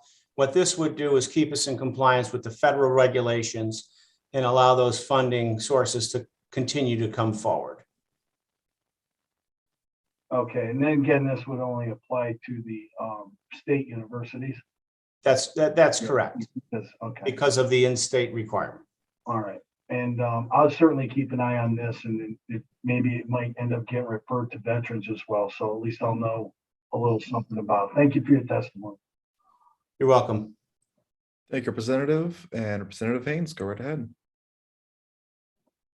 Thank you, Chair Elliott. And Mr. Larson, thank you so much. I just wanted to say thank you for advocating for our veterans and making sure that we can get things running smoothly, both on the federal level as well as the state level. And I think this is an important piece of legislation, and I'm looking forward to voting this out of our committee. Thank you very much for your support. We have two very dedicated staff members who work tirelessly as the approving authority for the state of Connecticut, and having a clear track on this will make it that much more effective and easier for us to follow and help continue to help our veterans receive full benefits that they deserve. Thank you. Thank you, Representative Wood, go ahead. Great. Thank you, Mr. Chair. And I also concur. I think this is legislation that makes a great deal of sense, and I look forward to supporting it out of committee. Thank you. Thank you, Thank you very much. Seeing no other questions. All right, Tim, I think you're off the hook. Thanks so much. Have a great day. Looks like Corey Eunice is next. Thank you, members of the committee. I'm submitting the testimony for the bill HB number 5034. A diverse community is a distinguishing hallmark of a Jesuit education, and Fairfield University is committed to shaping a community of learners from diverse social, economic, racial, cultural, national, and religious backgrounds who reflect the world in which we live. A major area for Fairfield's enrollment team is the purposeful recruitment of traditionally underrepresented students. Fairfield strives to meet students where they are to ensure that they are welcome, invited, and called to be here. This is evidenced by our multi-year commitment to the Bridgeport Tuition Grant Program, Community Scholars Program, and our brand new Company Scholars Program. Additionally, the university recently announced a new initiative with the Diocese of Bridgeport named the Pathways to Higher Learning. This plan includes offering an associate degree in an effort to extend greater access to higher education in surrounding Bridgeport communities. This initiative is designed to improve upward mobility and career trajectory for students not currently served by Fairfield, and represents a major step forward to increase educational access. Both public and private institutions have a responsibility to admit students with demonstrated potential to succeed in their academic programs and progress towards degree completion. One notable factor in success in degree completion is a student's commitment to the institution and its educational programs. To the extent that having a relative who previously attended and completed a degree program at an institution is evidence of a commitment, then legacy status can be an important factor in the admission process. Fairfield University strongly opposes this bill on the premise that it's not appropriate for the state to be dictating admission policies at private entities. The university promotes access and opportunity, but feels strongly that complex admission policies are best left to individual institution. The success of our sector in navigating the pandemic has been due to governmental partnership, not undue intrusion and regulation in area that the state has no authority or expertise. Thank you. Thank you, Corey. And we'll open up to questions if anybody has them. Looks like Senator Slapp, followed by Representative Wood. Thank you very much, Mr. Chair, and thank you, Corey, for coming in and sharing your university's perspective on this. Can you elaborate a little bit on how legacy is considered in applications, how it's weighted? There must be some kind of rubric that you all use, and I'm just wondering if you could enlighten us as to what that is. Sure. Admission, the grand scheme of things, doesn't necessarily come down to one student stacked up against another student. Often as we shape a class, we look at quantitative elements such as GPA, SAT scores, ACT, honors, AP, and then we look at qualitative things, the essay, the recommendation. Some schools do things with point systems, others do reviews based upon all of the evidence and come up with a pathway to shape a course, a class. For Fairfield in particular, we don't have a rubric that states points or awards a certain score based upon a legacy status. At times, we will review a student's legacy. However, for almost for the majority of admission decisions, that doesn't factor into the equation when we're making evaluations. Really, that for the greatest weight comes down to the student's academic performance, because when we admit with the intention of graduating that student in 4 years and retaining that student. So for us, the biggest predictor of success is their academic profile from their high school career. Yeah, okay, so let me follow up. Somewhat related question here. So I can understand why, and sometimes legacy, when we refer to legacy, it includes if you have siblings who are currently enrolled at the school, how that might contribute to a student's success to have a sibling, right, attending with you for support. It's also perhaps easier for the parents, for traveling, et cetera, et cetera. So I can see that there's some benefits to that. Could you explain a little bit more about your answer concerning how, that legacy, like if your parents went to the school, that would somehow help contribute to a student's success there? I'm a little bit fuzzier on that. Yeah, well, we look at a lot of different factors as it pertains to the student's ability to be successful. And some of that is an understanding of the school, its curriculum, the way that we teach, the uniqueness and characteristics of each individual institution that is unique. And typically, we see that the families who have had a grandparent or a parent who went through that have a value behind the type of degree and the type of community that we're trying to shape. And thus that does lead, when we look at retention information, legacy students typically are retaining at a slightly higher rate and graduating at similar or above the typical rate. So as we shape a community and build a community, we want to be reflective of the world that we live in, which we are doing by multiple different types of specific outreach to make Fairfield accessible and available to all students. But at times, in enrollment, we get into the nitty-gritty of a lot of data. And at times, legacy could play a role in helping us predict a student's academic success.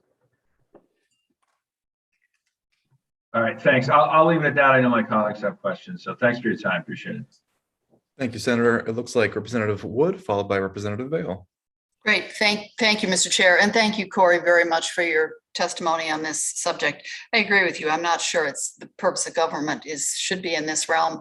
Our son graduated from Fairfield a couple of years ago, and I know how strongly they look at diversifying their student population, how they offer underserved students great scholarships and a lot of shepherding through the system if they need it. So I think many schools are already doing this in a very productive way, and I just appreciated all the points in your testimony. Thank you.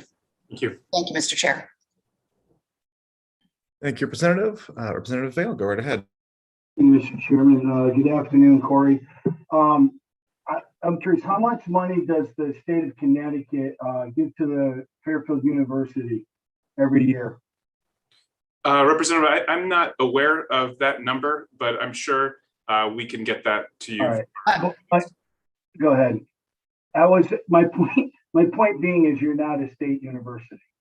And, you know, I share, I don't think we should be micromanaging private institutions of higher learning on their admission practices, unless you are doing something, you know, egregious or something that was adverse. And I certainly don't see that. You've been a great steward of higher learning in the state and across the country. So I certainly see that. Now, again, the state schools, I think we have purview over that, and we can certainly, our opinions, you know, should be taken into consideration. But I would tend to agree with you that I want to put that trust in you until you give us some type of reason not to. So thank you.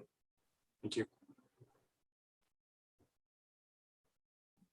All right, and with that, it looks like no other questions. And thank you so much for coming on board. Thank you. Representative Foster, you made it. Go right ahead. Hi, I'm so sorry for missing my time around the first time. It's so nice to be in front of the Higher Education Committee today. It's an honor to speak on behalf of what was raised last year and passed favorably out of committee, and act addressing the needs of food insecure students at higher education campuses. For those of you who are not aware, in addition to being the state representative proudly serving Ellington and East Windsor, I have a doctorate in nutritional sciences and my expertise is in food insecurity. So I'll just tell you that prior to my time in the legislature, when I was a postdoc at the Red Center for Food Policy and Obesity, my posted credential and expertise was food insecurity. And on more than one occasion, Yukon students would send me a message saying, I go hungry, I live in my car, I don't have enough to eat, and that is negatively and adversely impacting my academic achievement.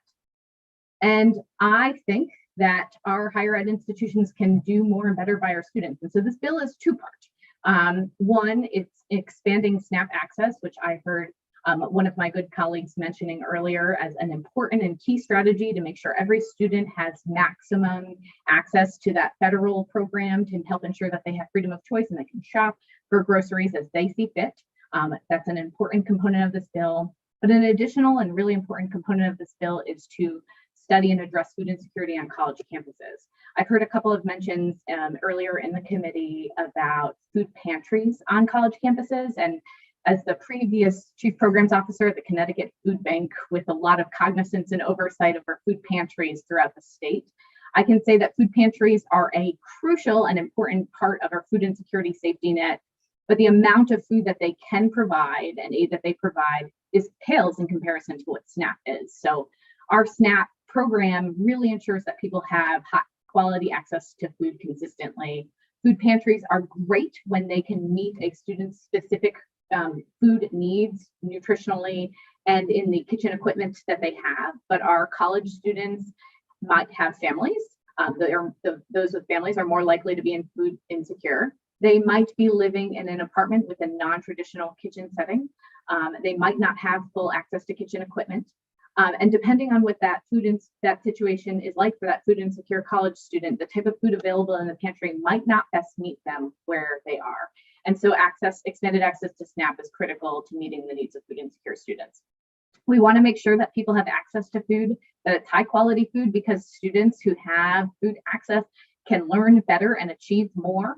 And being able to attend some of our wonderful higher ed institutions and achieve the best that they can is an opportunity to break the cycle of poverty.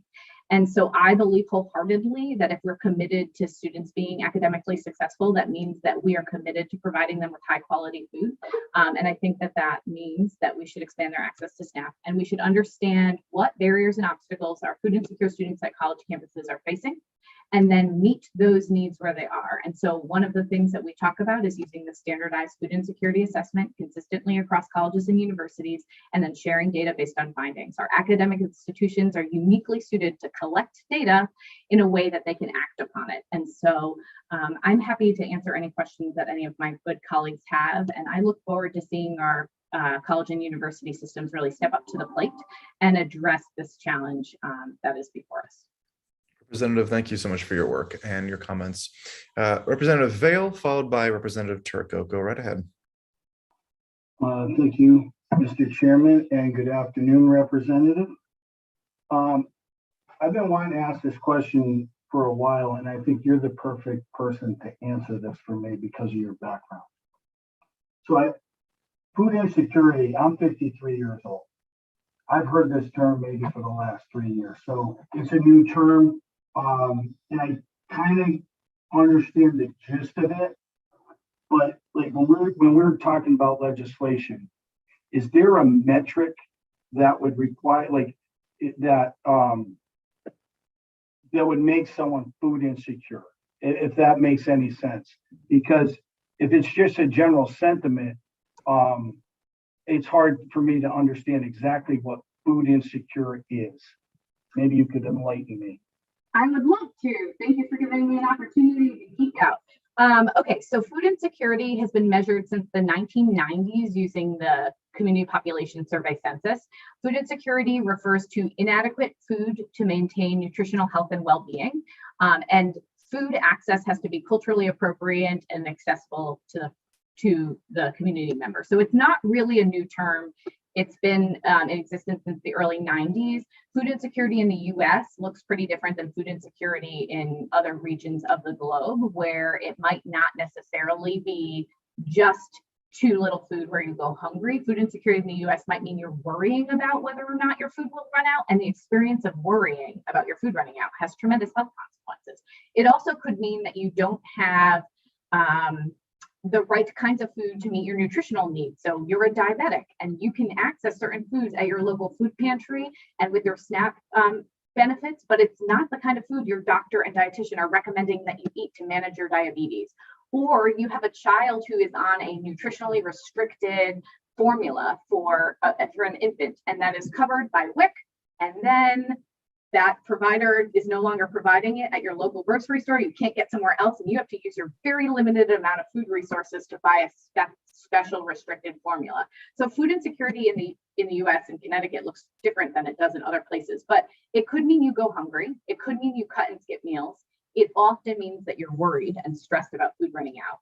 It means that you're making decisions between medications and heat and housing stability and food.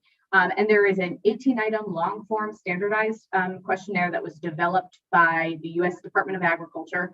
And that is the standard metric that we use to assess food insecurity across all the standardized data sets. So NHANES, which is the Nutritional Health and Examination Survey, behavioral risk surveillance. We've talked a little bit about that in the House last year about related to another bill. But so we measure food insecurity using these same standardized metrics. The American Academy of Pediatrics now uses a short form to screen for food insecurity in pediatric settings. We are recommending, or I am recommending, that when we are encouraging our college and university partners to measure food insecurity and study it, they collect information on the social determinants of health so they can understand what's impacting food insecurity and what food insecurity is impacting.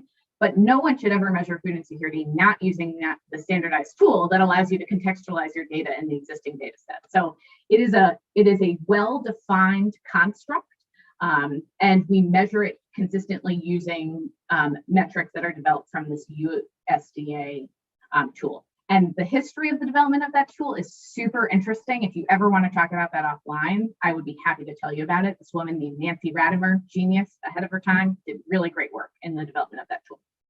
Okay. Again, I'm kind of a numbers guy, and when we do stuff that's legislative, I like to see guidelines, not needed. So basically, inadequate food and accessibility, you said early on. So that's one thing. And then there's ways to determine that.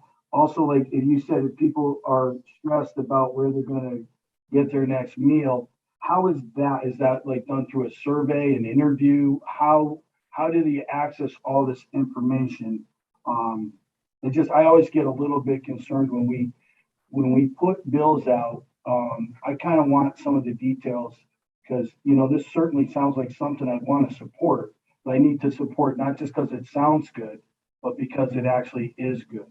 And so that it's actually going to provide something for somebody, and not just something for us to put on our mailers when we run for re-election that says, we care about people who are food insecure, but we're actually going to do something to make sure that it's doing something. So that's why metrics matter to me. And I appreciate that. Maybe that is something we could continue to discuss offline. Well, and that's why part of this bill is the metrics, right? Is the evaluation, because the legislature already required the colleges and university systems to measure food insecurity on college campuses. This takes us to the next level. We don't want you just to measure it. We want you to act on it, and we want you to share your findings with other college systems. I heard one of my colleagues share about a community college in their network that had a great food pantry system.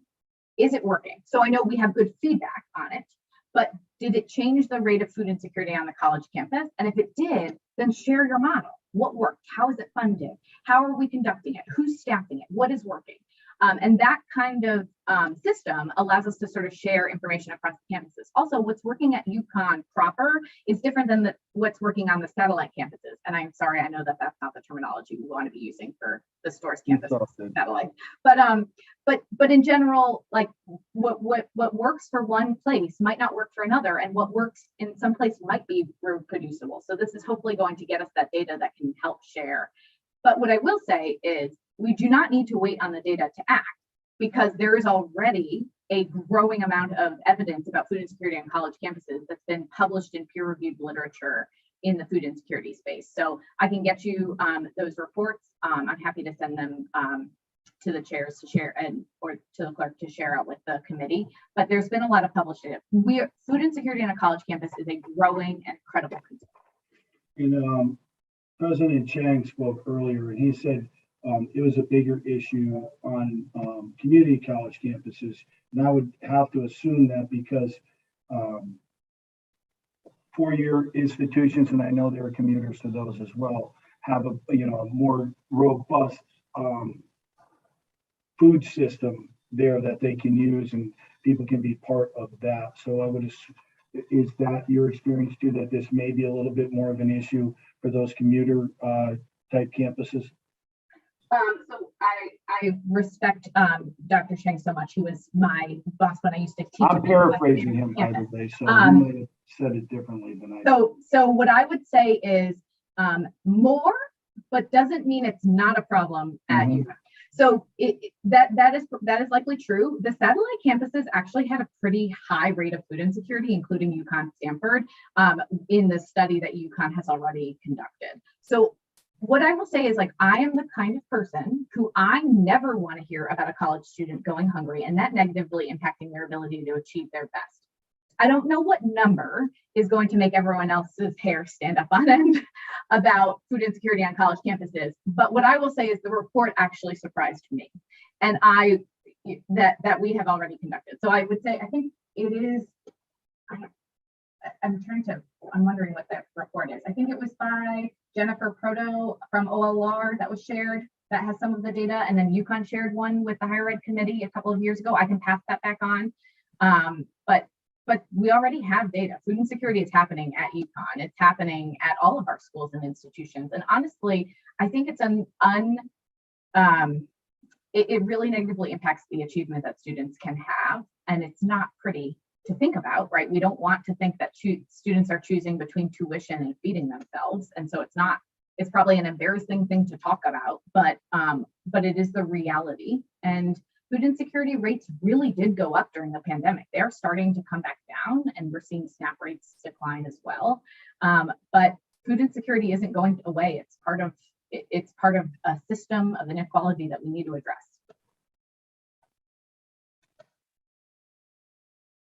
Okay, moving on to Representative Turco, go right ahead, and then followed by Representative Farrar. Thank you, Mr. Chairman. I lost Representative Foster on my screen. I know she's still here. There you are. I have to go to gallery mode. Thank you so much for being here and for your testimony and working so hard on this issue. And I was wondering if you could tell me if a student who is eligible, receiving SNAP benefits now, is able to use those benefits on a college or university campus, like a market they may have, or cafeteria services. Is there a way for them to use those benefits right on the campus rather than having to go outside, supermarket or order online or something like that? And if not, do you see the potential for that being a good idea and any kind of path to making that happen? So thank you. Yeah, that's a great question. So I think this is one of the challenges we face with food insecurity. So food insecurity not just refers to like your amount of money to food, but the way you can use your resources to acquire food. So SNAP does not allow you to buy prepared foods. So a meal plan takeout, not an option. If there is a SNAP accepting vendor, like a bodega or corner store on a college campus, then they can use their SNAP benefits there. One of the reasons why this bill exists is enrollment in a program that is not a career prep program precludes you from participating in SNAP. This is expanding the number of people who would be eligible for those assistance for them. Now, under the PEBT, the pandemic SNAP rules, we have allowed people to get delivery from certain vendors for their SNAP, which would expand access. But what I will say is the primary issues that we see with food access on college campuses, in my experience, and this is, I think, consistent with some published data, but I've not seen data published out of Connecticut, but in my experience is where we have food insecurity on college campuses, the food insecure college students are facing the same barriers to food access that the residents of those communities are also facing, with the exception of a campus where the student would be living on campus. So I do think that another solution to food insecurity would be that food insecure students have access to a low or no cost meal plan. But we've heard earlier from Yukon's financial struggles that they face. That would be one more thing that would be eating away at research budgets and changing the impact. It's a complicated solution, but I do think we should be feeding our students, and we have to address the barriers that exist in our community as they exist, which I think is one of the reasons why this study, the data collection under this program would help. So what's the barrier for a student in Yukon Stanford versus Yukon Hartford are likely very different. Do Yukon Hartford students mostly have cars? I don't know that information off the top of my head, but the access to a car, access to a grocery store, parking access, that's important information related to food insecurity.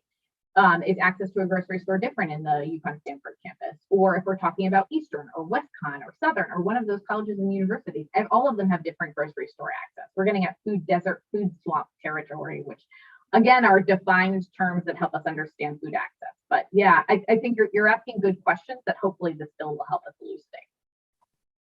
Thank you, Representative. Thanks. All right, moving on to Representative Farrar. Go right ahead. Thanks, Representative Elliott. Thanks, Representative Foster, for being here. And I actually had a particular question about how the survey tool itself gets at kind of the specific need around healthy and nutritious food, and then kind of how you see kind of this bill kind of having the potential of expand access, particularly to those foods, because we know that for our students, but particularly in many pantries, there's not as much access to healthy and nutritious food. And I'm curious how you see that coming to light in the survey, and then how our campuses can do a better job about that. Yeah, so the USDA food security measure has two items that specifically refer to access to food quality. So if the family has a child in the house, they ask about feeding children low-cost foods as a way to preserve the budget that gets that poor quality. But there's also the question about like, is your food healthy? That's part of the standardized USDA questionnaire. Now, how an individual interprets healthy is a flaw that exists in a tool like this. However, what I will say is it's consistent when we do food frequency questionnaires or we ask people about their 24-hour intake. This tool is a really good proxy. So it helps us really understand when people are reporting that they're not getting the kinds of food that they would want. That usually refers to food quality. One of the things I will point out related to the food pantry system, this is less of an issue these days, but when our nation was engaged in trade wars, or more substantial trade wars, there was a lot of frozen pork products that were finding their way into the emergency food system.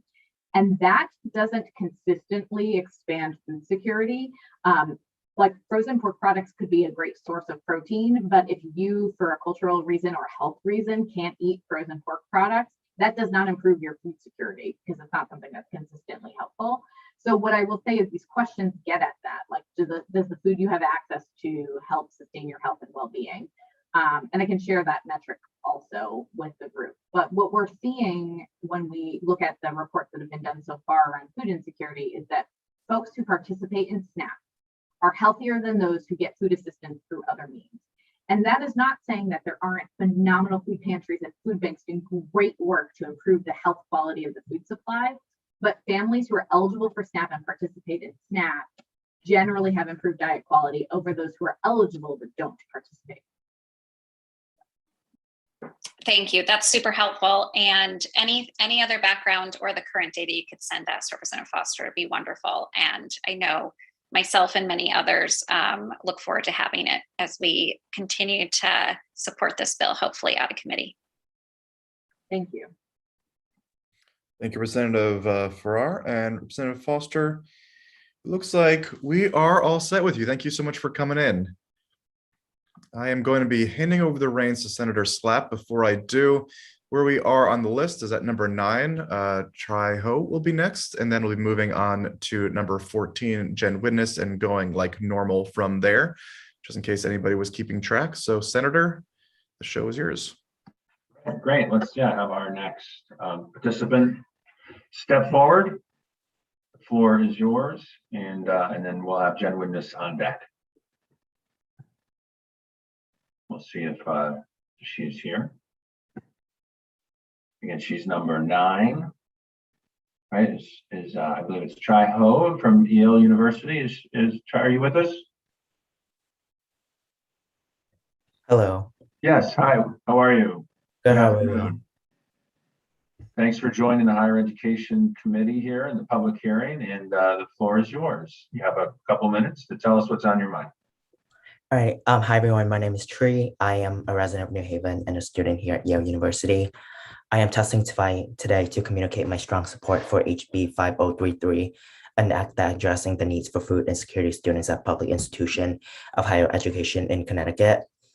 First, Black and low-income students are disproportionately impacted by food insecurity. A study has done by the University of Connecticut estimated around 35% of Connecticut college students suffer from food insecurity. And amongst those 30%, 59% of Black students are disproportionately impacted by food insecurity, and which consequently cause depression diagnosis, a high proportion that are nutritionally deficient, and a lower GPA.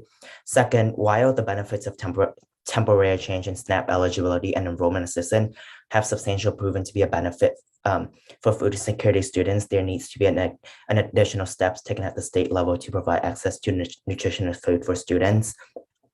And historically, students enroll at part-time at higher education institution are generally ineligible for SNAP unless they qualify for an exemption. And therefore, this bill would seek to, as amended from time to time, extend the SNAP benefits to any student enrolling in one of the 78 higher education institutions in Connecticut if such student qualify for it. Third, this bill has precedent in both other states and Connecticut. The Hunger Campus Act has implemented in 5 other states and introduced in 10 different states, including Florida, North Carolina, Oklahoma, which historically Republican states. And in Connecticut, the College 5 Hunger Gap Act of 2021, introduced by Representative Hayes, has required the government to inform students about their SNAP eligibility through the FAFSA form, which is the free application for federal student aid form. And clearly our state has already recognizes the need to address food insecurity for college students.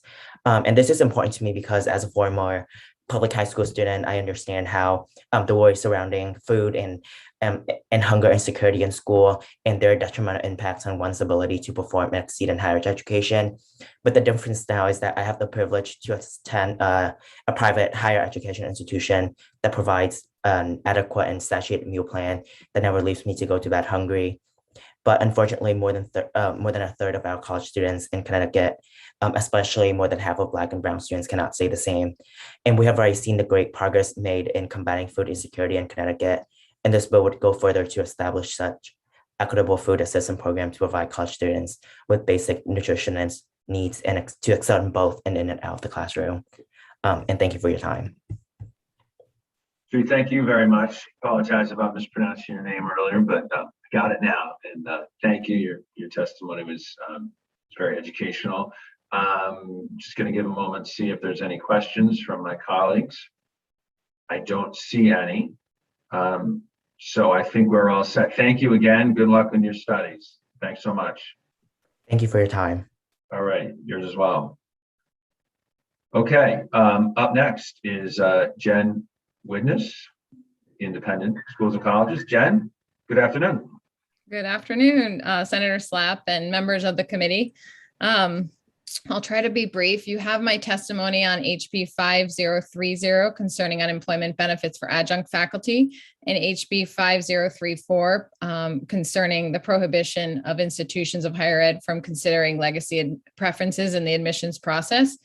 On the adjunct issue, I just want to echo the points raised by President Chang in terms of the empathy to adjunct faculty and their struggle sometimes to pull together a full-time course load, and also the important role they play in our campus community, but also in terms of the difficulty that institutions might have in complying with that bill. Our schedules are similarly in flux right up to the beginning of the semester, so it's difficult to predict far in advance what classes will take place. More than half of CCIC's institutions are similarly facing enrollment declines due to the pandemic, and so therefore face similar fiscal pressures not to hold classes that are undersubscribed. What is unique, and I just want to flag, is that private nonprofit institutions are self-insured and required to cover unemployment expenses out of their operating budget. So if unemployment were to be expanded to certain adjunct faculty, this would force, we would be forced to pass that cost along to students and their families. On the legacy admission issue, I don't need to repeat the points raised by Mr. Eunice from Fairfield U, and just want to flag a number of other CCI institutions submitted written testimony on that issue. What I do just want to highlight is the seemingly misperception that promoting access and equity and diversity in post-secondary education is not a top priority for the independent colleges in Connecticut. As you may know, state financial aid has been cut dramatically in the last 10 years. And in fact, aid to Connecticut students who attend Connecticut independent colleges has been cut 200%. Despite these cuts, between 2009 and 2020, enrollment at the CCIC institutions has grown 17%. And during that same timeframe, Pell eligible enrollment has grown 80%. As a sector, 25% of our undergraduate body is Pell eligible, a higher percent than at the University of Connecticut. And 50% of the minority students enrolled in undergraduate public or private colleges in Connecticut are enrolled at CCIC institutions. Our members award over $1.2 billion in institutional aid annually, a 92% increase over the last 10 years. As Representative Vail pointed out, state need-based aid only comprises 0.5% of our total financial aid funding. And as I noted, in contrast, the state's commitment to promoting equity and diversity in post-secondary education has waned. A recent report found that Connecticut invests only $259 in student need-based aid per enrolled undergraduate, far less than half the national average of $721. We rank last in the region in our investment in need-based financial aid as a state, as a percent of our overall higher ed spending at just 3%. Therefore, we would ask the committee to not move forward with this bill and consider taking less intrusive and more impactful action towards accomplishing the goal of promoting access and diversity in post-secondary education by reinvesting in need-based aid. Thank you. Thanks, Jen. Appreciate your time. Does anyone have any questions? Any of my colleagues, any questions? I don't see any. I think you're off the hook and able to go enjoy the rest of your afternoon, Jen. So thank you. Thanks all. Yeah. All right. Appreciate it. Thank you. David Blitz is up next. He is the FAC to the VOR. There's some acronyms for everybody. And then up next is John O'Connor with AAUP. So David, floor is yours. Thank you very much for this occasion to address you. I want to speak in favor of HB 5031, voting rights for the faculty members of the BOR. I should say at the outset that I have firsthand knowledge of this situation. as I'm one of two ex officio currently non-voting members of the board, representing the Faculty Advisory Committee as its current vice chair and chair-elect. Section 185, paragraphs 10A-3A of the statutes of the state of Connecticut states, quote, there shall be a faculty advisory committee to the Board of Regents for higher education to assist the board in performing its statutory functions. I emphasize the word assist. Based on 2 years in non-voting status, I can say that without voting status, the FAC cannot fulfill the statutory requirement to assist the board, nor can we adequately fulfill our role on board committees. As a faculty member with 33 years university experience at CCSU, including stints as department chair, program coordinator, and chair of the university budget and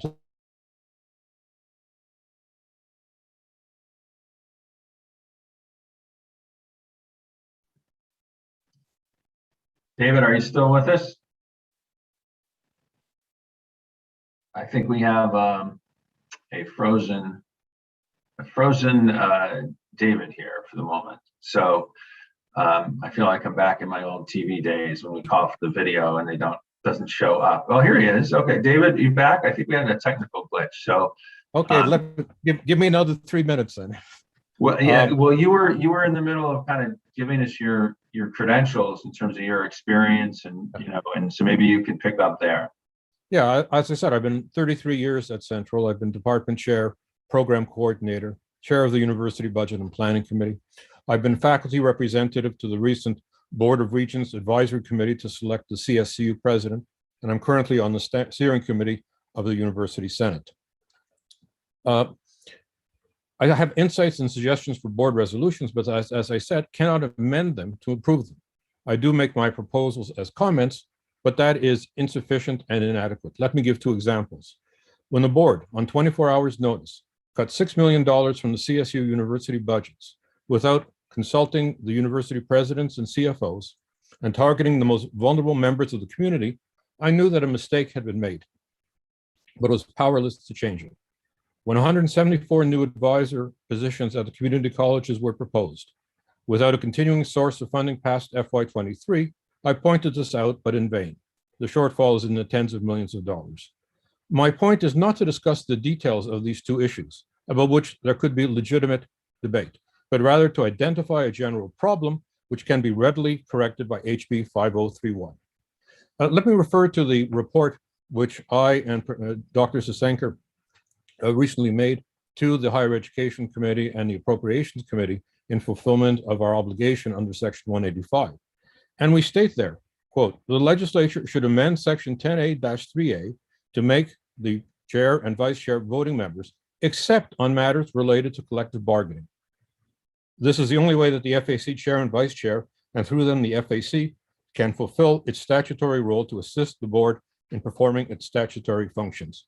So I'm in agreement with President Cheng on one of the points that he brought up, namely that the faculty representatives should not vote on the bargaining issues, and that can be dealt with either procedurally or in terms of your amending your proposal to the House. On another issue which President Cheng brought up, which is the question of voting individually on promotion and tenure, we don't do that. The promotion and tenure lists are supplied by the presidents of the 4 universities, and are then included on the consent agenda of the board. There's no voting at the board level on individuals. And in the 33 years that I've been at the university, the Board of Trustees of the previous Connecticut State University and the Board of Regents of the current CSCU has never modified one of the proposals made by the presidents. So those 2 issues, I think, can be dealt with. Other issues, for example, the question brought up about... Excuse me, you've exceeded the time even with a pause. I'm sorry. I'm done. But I'm ready to respond to any questions you have, in particular, for example, with respect to how we are elected to our positions. David, thank you. Any questions from my colleagues? No, I don't see any, but David, I do appreciate your time, and I know we have your testimony as well, so people could use that as a resource. And I know from personal experience of communicating with you that you're always open for additional communication, and that's greatly appreciated. So people I have follow-up appreciate the opportunity to address the committee. Great. David, thanks so much. Have a good rest of your afternoon. We're going to move on to John O'Connor with AAUP. John, are you there? I think I see John. Great. John, how are you? Good afternoon. Hello. Good afternoon, co-chairs, Representative Elliott, Senator Slapp, Representative Haynes, and Senator Whitkos, and all the members of the committee. My name is John O'Connor. I teach in the sociology department at Central Connecticut State University. I'm a member of CSU AAUP, and my union is recommending passage of a number of bills that this committee is considering today. As you all know, higher education in our nation and within our state is in a precarious position. We are witnessing escalating costs, declining enrollments, and not enough state funding. And my profession, like many others, suffers from a number of stereotypes and myths. We've heard them all. Professors are absent-minded, we deliver rambling lectures, and we exist in ivy-covered buildings secluded from the rest of the world. Reality is quite different. Today, the institution that I work in is riddled by inequality. And it is an inequality that we cannot teach or learn our way out of. We need this committee's help to move forward. At CCSU, where I work, we have far too many students that are housing and food insecure, who are juggling their course obligations with the struggle to shelter and feed themselves. This is shameful and it's outrageous. The passage of HB 5033 would help my students and this committee's students address the issue of food insecurity. This bill is a major step forward toward addressing this problem. No student should have their education impacted by hunger. No student should have their prospects for graduation hindered by hunger. In dealing with this issue in a serious way, our students and our state wins. I would also like to speak in support of HB 5030. This bill attempts to address another form of inequality that defines my institution, the plight of adjunct faculty. Whereas other employees who work on campus during the fall and spring semesters can apply and qualify for unemployment, our state interprets federal guidelines in a specific way that slams the door on important professionals who play an increasingly important role in educating the students of Connecticut. These professors are then forced to struggle to support their families. This bill would force our institutions to clarify what constitutes reasonable assurance. Regardless of how difficult this is for our institutions, we owe it to our hardworking adjunct faculty. They should not be denied unemployment benefits simply because it's difficult for us. Finally, my union supports HB 5031, which would give voting rights to faculty members on the Board of Regents. The BOR has had very little interest in hearing from faculty members. We get 30 minutes each month to address the board. This bill would just bring to Connecticut into line with what is happening in other states and in other universities. Clearly, there will be issues that members of the Faculty Advisory Committee will not be able to participate in. But given the history of the BOR in terms of consolidation, attacks on unions, and a general lack of vision, this bill would ensure that a key stakeholder has a say in BOR decisions. I urge all legislators to support these three important bills. Thank you. Thank you, John. Appreciate your time. All right. Seeing no questions, John, I think you're free to enjoy the rest of your afternoon. Appreciate it. Judy Lee, adjunct professor, is up next. Judy, are you there? I do not. Let's see. I do not see a Judy. But if she jumps on, we can go back to her. So why don't we move ahead, and we're going to go to Professor Tomczak. I hope I didn't mispronounce your name. And Stephen, the floor is yours. Good afternoon. Thank you very much, Senator Slapp, Representative Elliott, and members of the Committee on Higher Education and Employment Advancement. I appreciate the opportunity to address you today in support of House Bill 5033, an act addressing the needs of food insecure students at public institutions of higher education. My name is Stephen Monroe Tomczak. I live in Wallingford and teach social welfare policy as a member of the faculty in the social work department at Southern Connecticut State University. While at Southern, I've served in various leadership roles in our chapter of the American Association of University Professors. I come before you representing the position of our union on HB 5033, but also because my teaching, scholarship, and activist work are all focused on better meeting human needs and promoting the welfare, in other words, the human well-being of all in society. As someone who teaches about and conducts research on policies and programs that meet human need, I'm particularly concerned with this issue of food insecurity, and specifically how it impacts college students in our state. Significant numbers of students on my campus in New Haven experience challenge in meeting their food and nutrition needs. According to a recent study done by colleagues of mine in our public health department at SCSU, roughly 30% of students at our university were food insecure. But it is not just at my campus. Thousands of students attending colleges and institutions suffer from food insecurity. This negatively impacts student learning in a number of ways. Research shows that students cannot reach their full academic potential when they're worrying about their next meal. Further, food insecurity contributes to lower graduation rates. This legislation will help address these needs and related issues and act to reduce the extent of food insecurity in our college population in Connecticut. The proposed bill would charge colleges and universities with identifying state and federal nutrition or financial aid programs and help students apply for already available public assistance, as we've heard. There is, however, a broader issue here we should also focus on, beyond the important measures contained in HB 5033. As a study done by my public health colleagues noted, reasons for food insecurity among college students include rising tuition and textbook costs, lack of time for shopping and food preparation, and limited transportation resources. The root cause of this issue, therefore, are found in factors that cannot be fully alleviated by the provision of SNAP benefits, expanded food pantry resources, and the like. This suggests that we need to consider lowering tuition and other costs at our state universities, perhaps getting it back toward or even lower than the $500 a semester I paid when attending Southern in the 1980s. Better yet, we could lower costs, tuition costs down to the $50 a semester my mother-in-law paid when she attended Southern in the 1950s.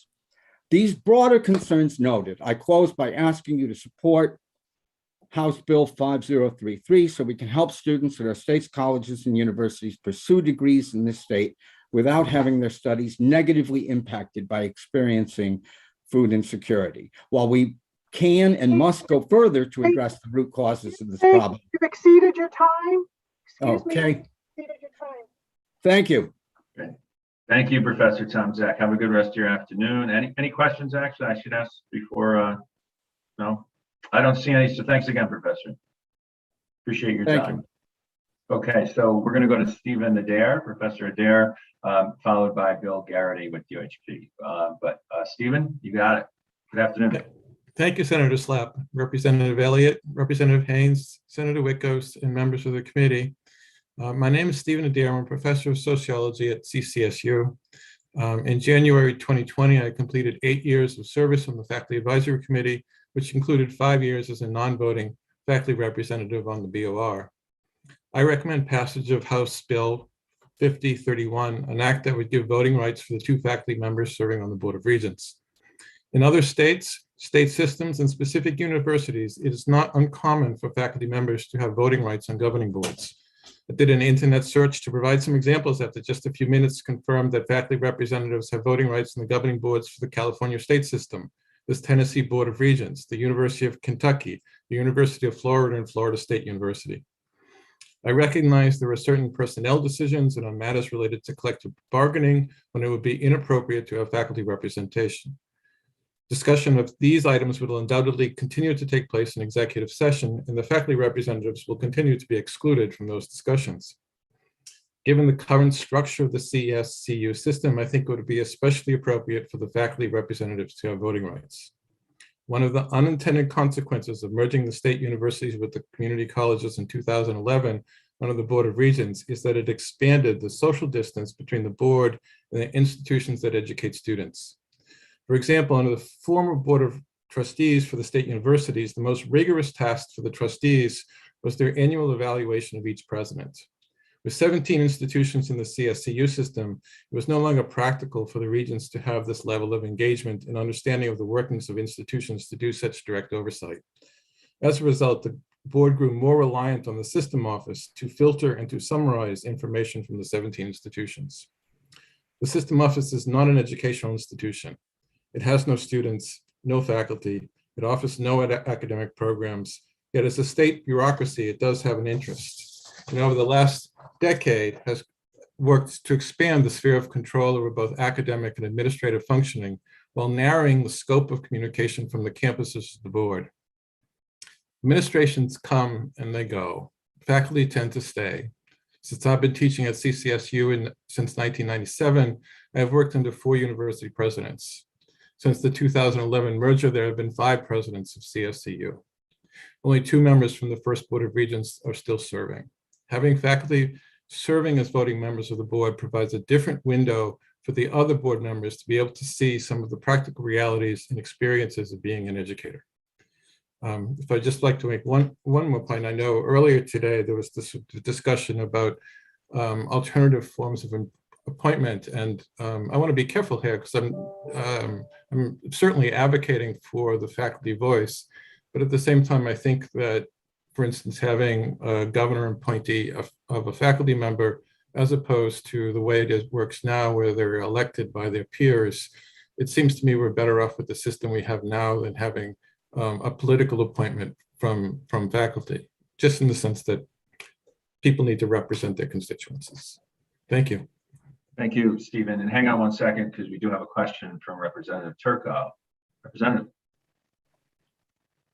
Thank you, Mr. Chairman, and thank you, Professor Adair, for your testimony. I wanted to follow up with first saying that I also agree that I think there is a way you can have faculty members serve on the Board of Regents and avoid those conflicts. Like you said, going into executive session, it could be, right into statute exactly those cases when they have to exclude themselves in the situations they can't vote. But I know that the central office does not agree with that. We heard that earlier today. So I brought up an idea to President Chang, and I wanted to get your thoughts on it. If there could be some sort of compromise with maybe 2 additional appointments to the board that are past faculty members, retired faculty members, maybe they've had to have some amount of years, tenured professors, maybe one from the community college system, one from the university system. I mean, there's a lot of different ways we can go with this, but make sure that they really understand what the faculty members experience and be a voice for them.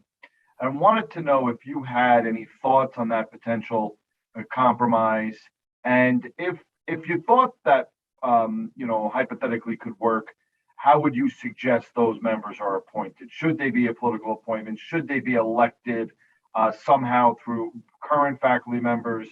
I'd like to have your suggestions on that if you're willing. Thank you. Yeah, I think I would like to think about that a little bit more. I do think the ways into which they're appointed is a critical issue.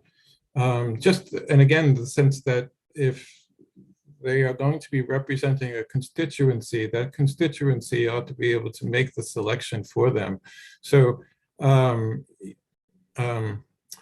I mean, I think that that's an interesting compromise, and certainly would be willing to talk and to think about how that would take place. Great, thank you. Let's continue the conversation and see if there's something here that could work for both the system office and for the professors that want added representation. So I look forward to corresponding with you on that. Thank you. Very good. Thank you. Professor Adair, thank you. Representative Turco, much appreciated.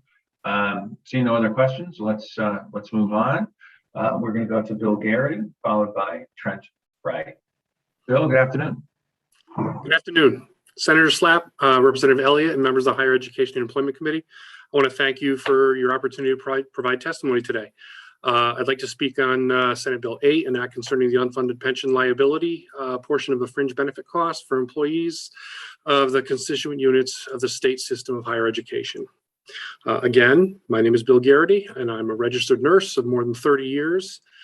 25 years invested in state service. I'm the president of University Health Professionals, AFT Connecticut Local 3837. I represent over 2,850 members, and I am the divisional vice president for public employees at AFT Connecticut, representing 31,000 members. First, I'd like to say thank you. This is the first time I'm testifying since I've been elected to represent my membership that I have not had to come up here and fight off privatization of Yukon Health. Truly a step in the right direction. Our underfunded pension system is nothing new, and it has gone on for decades. And while strides have been made in the recent past, the burden being placed on Yukon Health and other higher education institutions is not institutions in the state is not sustainable. These fringe rates drive up the cost of doing research at the state's flagship university and only public hospital, making Yukon researchers less productive and less competitive for federal grant money. Grant awards are typically capped, meaning that granting agencies like the NIH generally do not increase the size of an award to cover state's fringe. Instead, it comes out of the researcher's budget, and that equates to postdoctoral fellows, research associates, and research assistants not having jobs.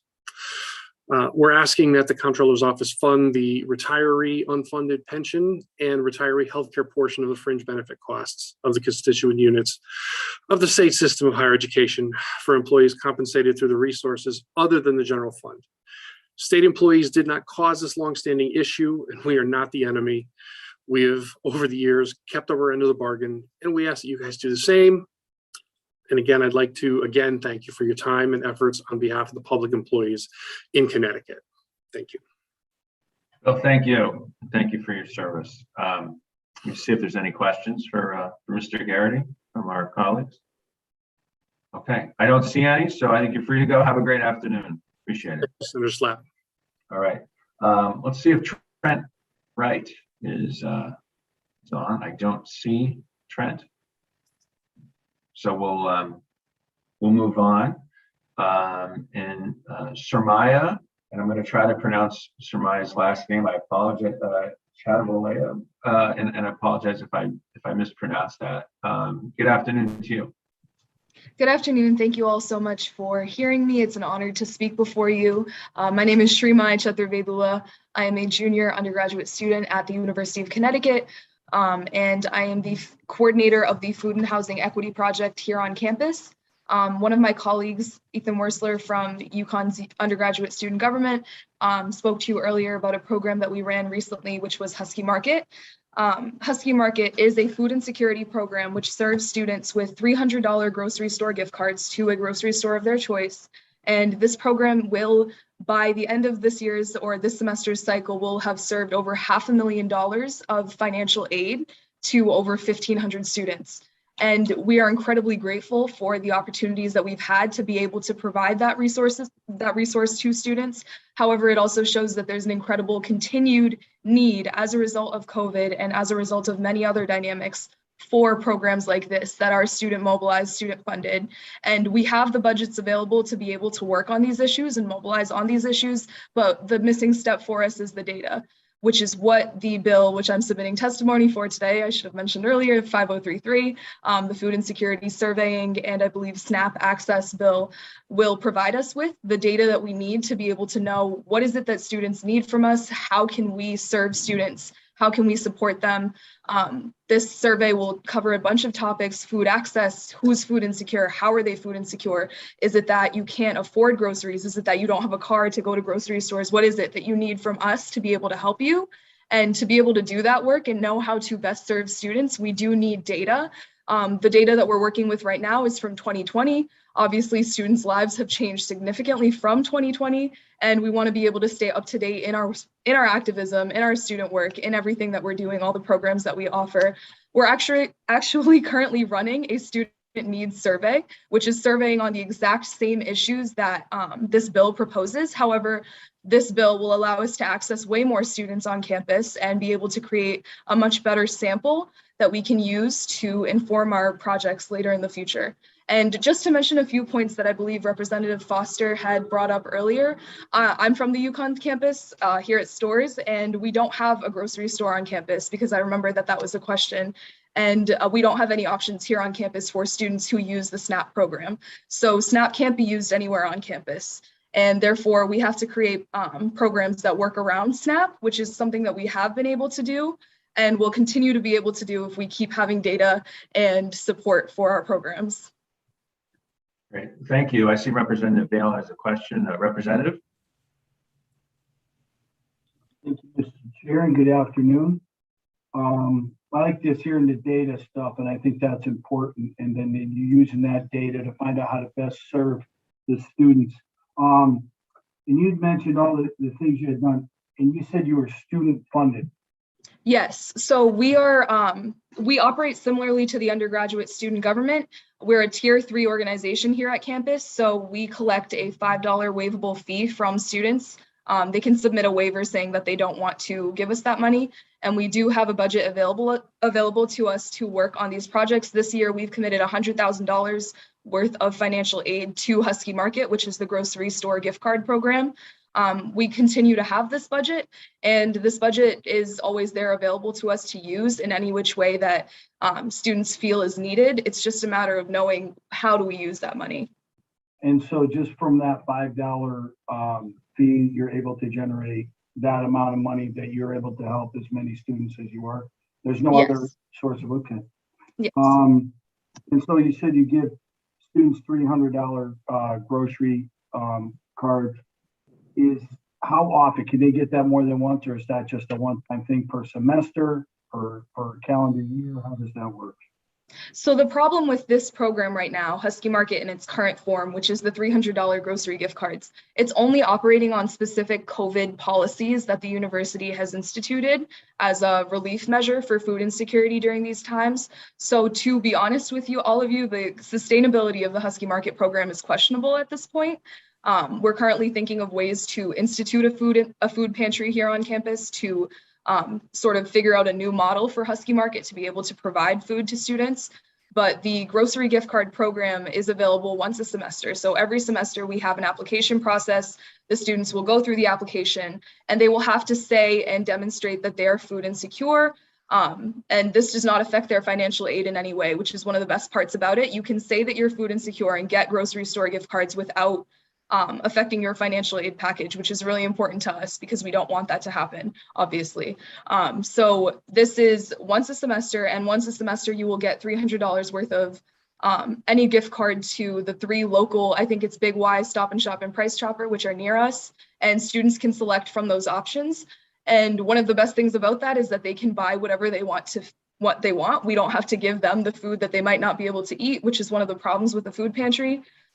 Is, you know, making sure gluten-free, vegan, halal, all of these diets are accommodated. So the Husky Market program has been so successful on campus. I hear students talk to me all the time. Just my friends come up to me and say, I wouldn't have been able to buy groceries this week if we didn't have this. So we love this program and we're so happy that we're running it. And so they'll get that card, they can use it multiple times. Yep, it's just like a normal gift card to anywhere, yep. And so I know I'm generally close to your area. I know there's a grocery store across from E.O. Smith. Do they have this? Do they participate with SNAP?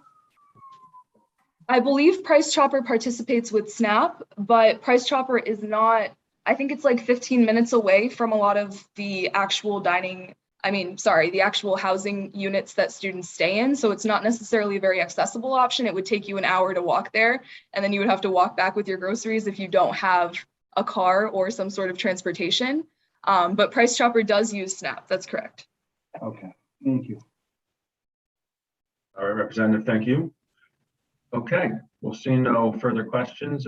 Thank you very much for your testimony this afternoon. Thank you all so much.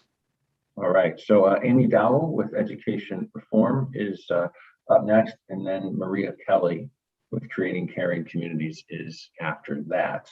Amy, good afternoon. Hi there. Thank you to the chair, Senator Slapp, Representative Elliott, as well as the vice chairs, Flexer and Turco, ranking members Witkos and Haynes for the opportunity to testify today and for raising this bill. My name is Amy Dowell. I am the State Director for Education Reform Now CT. I'm here to testify in support of House Bill 5034, an act prohibiting an institution of higher education from considering legacy preference in the admissions process. So Ronald Daniels, the president of Johns Hopkins University, removed the practice of considering legacy preference in admissions there in 2014. And he said of this change, these efforts are not a panacea for structural inequities that plague our society, but they are necessary if American universities are truly to fulfill their democratic promise to be ladders of mobility for all. You have an opportunity to make Connecticut the very first state in the country to end the use of legacy preference in admissions for all colleges and universities, public and private. After all, Connecticut has some of the very best schools in the country, so we have a great responsibility to house them with integrity. And it's only natural for us to take the lead on promoting accessibility to these great institutions. But right now, over half of all four-year institutions in our state, both public and private, as of this morning, 52% of them self-reported in the common data set that they consider alumni status in admissions. That includes institutions that rely on state and federal dollars to maintain their operations and support their students. So you will hear from private colleges and our very own flagship Yukon that they should not be regulated or forced to comply. They claim a bill like this would dissuade children of alumni from applying to their schools or impact fundraising, which no research on the subject has ever substantiated, or infringe on their autonomy, which should and must have limits when it comes to structural discrimination, like all other civil rights protections. Why choose to stay on this racist and classist wrong side of history? There are many state regulations that may seem worthy to oppose, but this one really shows broken values in plain sight. And for those colleges that say that they publicly report using legacy preference in admissions, but do not consider it in practice, then why would you stand in the way of progress here today? I want to highlight some important data as well and be clear that by supporting this bill, you are not only behind a policy that is morally right, but can also move the needle on equity in a way that can be measured. So here in Connecticut, over a quarter of the students who took the 2021 SAT indicated that they would be first generation college applicants. By definition, all of these students would be disadvantaged when they apply to Connecticut colleges that use legacy preference, including Yukon, up until evidently this morning, according to their own public documents. When President Daniels arrived at Johns Hopkins, he led an institution with 30% more legacy students than Pell recipients. And today, those numbers have completely reversed. And they now enroll 5 times the number of Pell Grant eligible students than the children of their alumni. These are meaningful gains. I want to thank the students and young leaders that have spoken on this matter. You make Connecticut proud, and you can see the future on this issue. Thank you, members, for your time and for considering a new chapter for higher education in our state.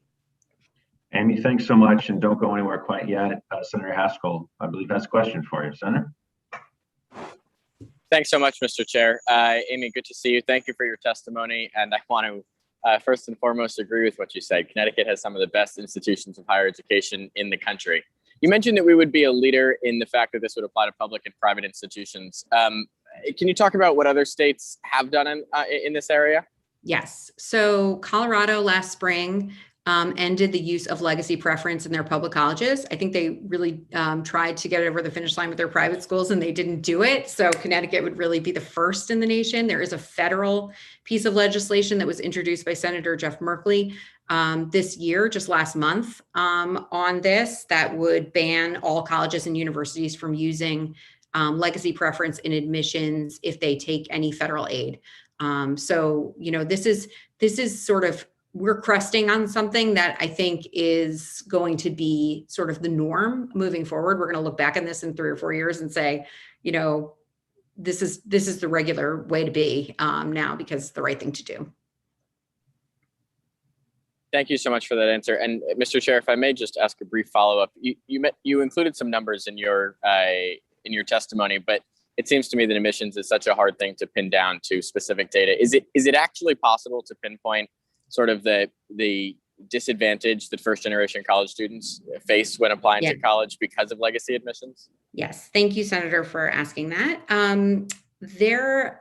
So first of all, I would just say that a lot of colleges and universities are a little bit less transparent about, this information. This is sort of like an encoded document here, but based on the research that has been done nationally on this, legacy applicants are 3 times as likely to be admitted as their non-legacy peers in an application process. This is just across the country. This isn't just in Connecticut. And it's understood that legacy applicants receive a boost in the admissions process equivalent to an additional 160 points on the SAT. So it's really significant, and for the data that is available nationally, it's a significant advantage. That's stunning. Thank you so much for your testimony. Thank you, Mr. Chair, for the time and the indulgence on the second question. Yeah, Thanks, absolutely, Senator. no problem. Any other questions for, Representative Turco? Thank you, Mr. Chairman. Amy, I was curious, are you opposed to including the question even on the admissions application that says, do you have a parent or a grandparent or someone that went to this institution prior?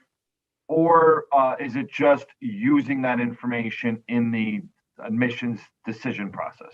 That's a really great question. So first of all, many of these colleges use the Common App, and the Common App includes this question. So it would be impossible to tell colleges not to collect this information as data.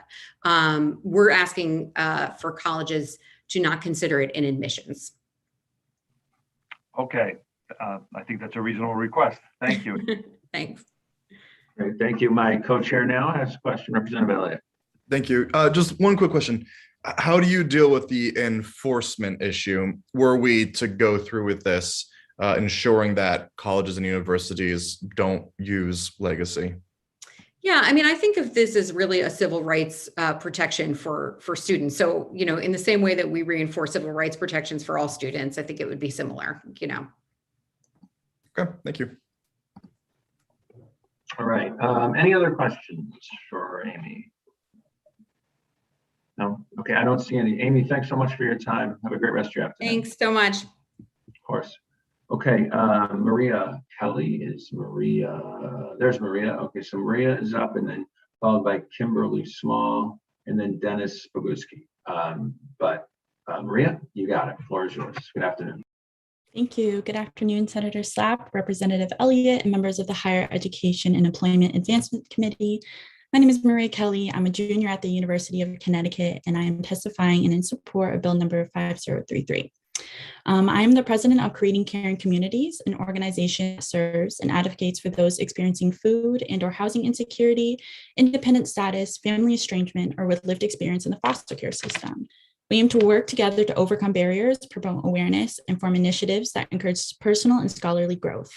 Through various forms of collaborations, such as with the undergrad student government and Yukon praxis, we have necessary resources for disadvantaged students while empowering our community and those around us. So essentially today, I want to shed light on this issue through an inter-community perspective.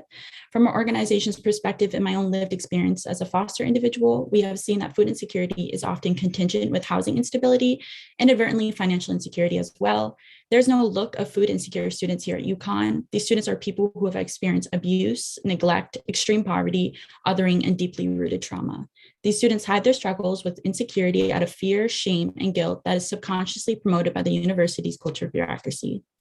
Overall, there's always other issues that exist simultaneously while experiencing food insecurity. For example, to combat food and housing insecurity, we have found that a majority of our independent students are obligated to work a full-time job and be a full-time student. As we all know, this is not feasible. You can't learn if you're hungry, you aren't afforded the luxury of social development and scholarly advancement, and you can't live life, yet you're merely just surviving it. Prior to COVID, there's quantitative data that shows that 35% of students at Yukon stores suffer from food insecurity, with higher numbers at regional campuses. It's important to note that while COVID-19 has exacerbated these issues, it did not originate during the pandemic. Furthermore, we must stray away from the narrative that food insecurity is the responsibility of our students to manage. There's an obligation from the university to find and implement measures that will tend to this systemic and structural issue. Some may argue here today that Yukon Stores does indeed have resources, but as our founder, Alex Katz, would say, availability does not mean accessibility. Through CCC, we have encountered repetitive and worsening barriers to students being able to access these resources. This can look like the need to take out loan money, choosing between unnecessary debt and fundamental means of survival, obtaining independent status to be eligible to receive said funding, a process that takes months at minimum. And in regards to the Swipe Out Hunger program, there's little to no effective marketing strategies that reach students. The process of getting these resources has been dismal. The stigmatization and lack of trauma-informed approaches is often re-triggering and re-traumatizing. Our students should not have to be dependent on evasive storytelling, all while sacrificing their own humanity. There's a need for strength-based and empowerment approaches. And lastly, food and resources only pertaining to food insecurity is not enough. We must tend to this matter as wholly and holistically as our capacity allows to enact sustainable, longitudinal change. Thank you for your time and the opportunity to speak on behalf of the CCC family. Thank you, Maria. Any questions for Maria? No, seeing none. Appreciate your testimony. Have a great afternoon. Thank you. Kimberly Small. Where is Kimberly? I think I see her. Kimberly, are you? Yep, sorry about that. That's okay. Good afternoon. Okay, there we go. I wasn't sure my video was going to work. Thank you for the opportunity to speak to the honorable members of the Higher Ed and Employment Advancement Committees. My name is Kimberly Small. I'm a Hartford, Connecticut registered voter, office manager for the 4Cs SEIU 1973, the collective bargaining agent for the Connecticut community colleges, full and part-time faculty, professionals, and educational assistants. My role within the 4Cs includes supporting our bargaining unit members regarding various collective bargaining issues. I am also a union member and have prior union staff support experience with the former Hartford, Connecticut Carpenters Local 43, and I fully support HB number 5030. Unemployment by design is not an easy process. And often given the reason for this is that to prevent fraud, when in reality, there's very little 1% to 2% fraud in this process. The situation for our adjuncts and part-time workers is they are classified like a K through 12, where they have reasonable assurance of reemployment. However, that is not the case for contracts given to adjunct and part-time faculty. Their contracts have a specific end date. And that end date does not say, but we'll give you a job next semester. That is an end date. To tell people that they are not eligible to collect unemployment during periods of unemployment is grossly unfair to a group of workers who are the equivalent of tradespeople. They make their living contract to contract, teaching or educational assistants, the various roles that they fill, but they do not have a promise of another job. The contract itself does that. It ends. It has an end date. I know that the BOR has stated that one of the reasons this couldn't work for them is they would need to hire someone to handle this process. I believe that that is a false narrative because basically it's Department of Labor's job to determine eligibility for unemployment. And I say anyone whose contract has ended should apply, if appropriate, for unemployment. And once the Labor Department makes its decision, we take it from there. We helped many people successfully appeal their denials during the COVID pandemic. In addition, the BOR has various outsourced groups whose main job is to make sure that people don't get unemployment. If they can afford to pay an outside group to try to deny benefits to Connecticut employees, then certainly they have the staffing to cover that, since they have been staffing their centers of excellence with various people through this whole process. They gave a number of between 885 and 1,037 adjuncts did not return per semester, which they, on the face of it, seems like, wow, that's a lot of people. However, I reviewed my own data that we receive as the union, and I determined of the 304 adjuncts who were listed as terminated in the system, meaning their contract was over. 304 of them ended their job in December, at the end of the semester. And right off the bat, I eliminated part-time clinical faculty who are often nurses or other healthcare professionals who do have full-time jobs. Of the remaining 286. Excuse me. You've exceeded the 3 minutes. Could you just quickly summarize the numbers? Yes.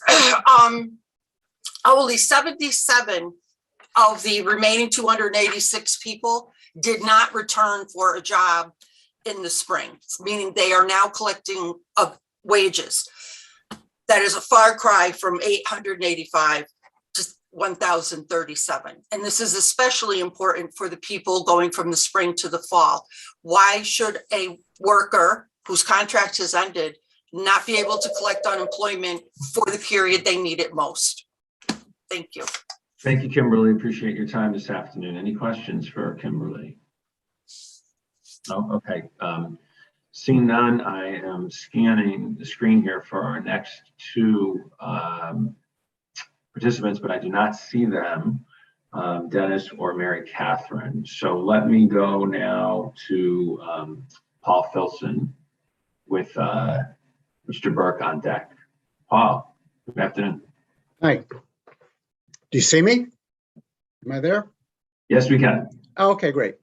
Good afternoon, co-chairs Senator Slapp and Representative Elliott and distinguished members of the Higher Education Committee. My name is Paul Filson. I work for CSU AAUP, which is the faculty union representing over 3,000 teaching faculty, coaches, counselors, and librarians at our public state university system. I'm pleased to be here today to testify in favor also of HB 5030, which would make crucial adjustments to unemployment rules so that some adjunct faculty could justifiably access unemployment compensation between semesters. CSU AAUP represents over 1,500 adjunct faculty. HB 5030 attempts to fix an historic injustice that singled out adjunct university professors and made it nearly impossible for any adjunct to collect deserved unemployment compensation over the summer between terms. For instance, university food service employees who work on campus during the fall and spring can apply and qualify for unemployment, and they get it.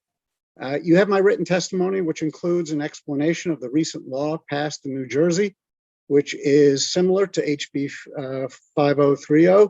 Let me add a few personal observations. During the pandemic, I helped dozens of our members appeal their denials. According to internal surveys, fewer than 30% of our adjunct members support themselves and their families entirely by being adjunct professors. Every one of the appeals I handled were for academics denied unemployment who struggled to earn enough to live. They cannot find full-time jobs at universities and because universities and colleges are adding more and more adjuncts and that teach more and more classes, creating an enormously inequitable two-tier wage system. During the pandemic, unemployment insurance meant the difference between being able to afford food and rent or taking on incredible credit card debt or applying for food stamps. I'd like to rebut a few assertions made by critics of House Bill 5030. The Connecticut DOL believes that HB 5030 would be prohibited by federal law, but this really is not true, I don't believe. Already several states, including New Jersey, have enacted laws that liberalize the interpretation of reasonable assurance. Several private universities have submitted testimony that claim it would be an incredible cost to them if it were enacted. But this is also not true in my belief.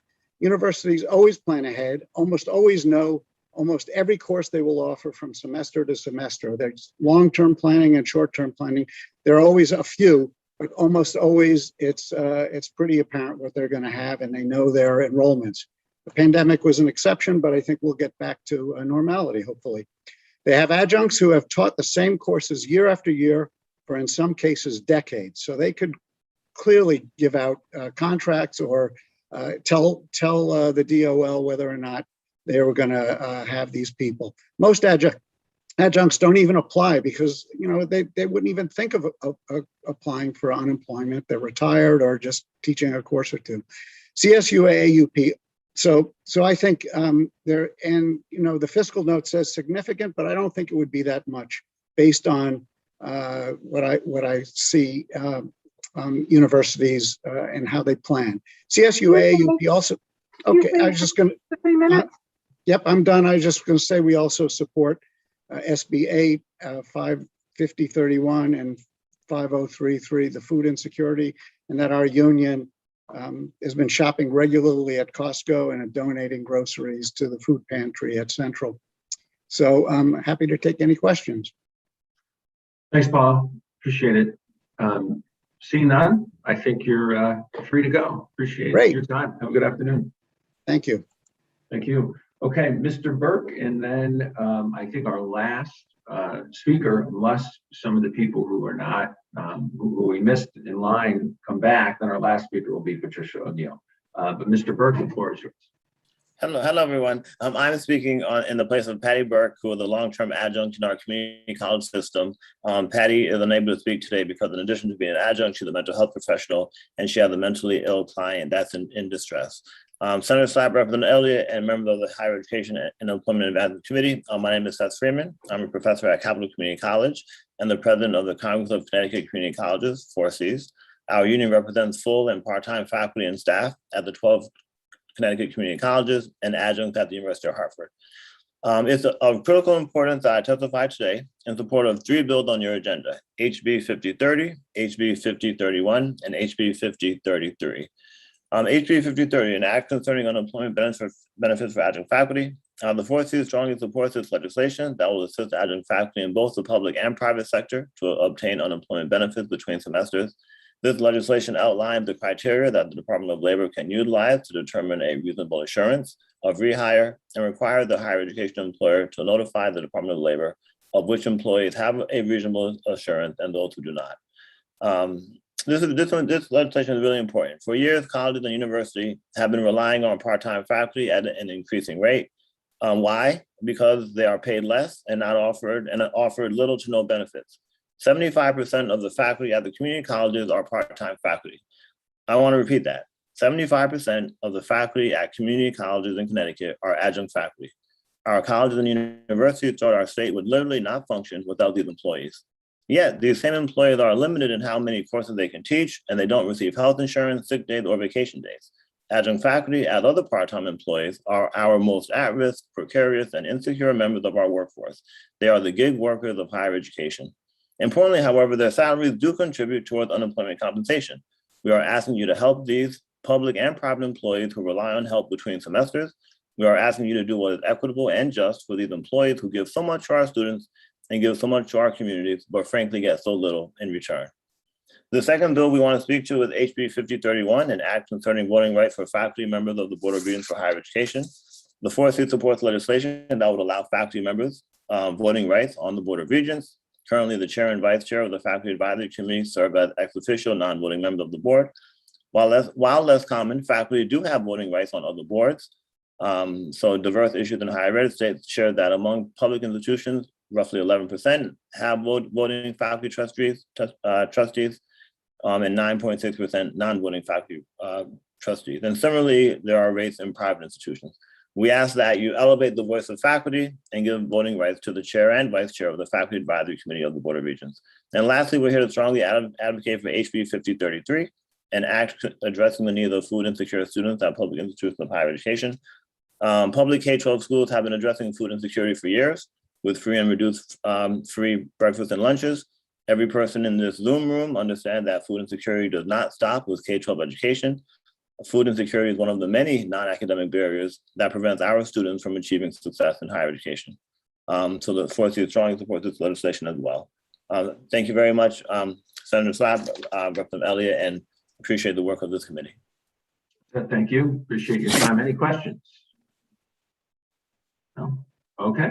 I don't see any, so thank you very much for your time. Have a good rest of your afternoon. Patricia O'Neill. Patricia there.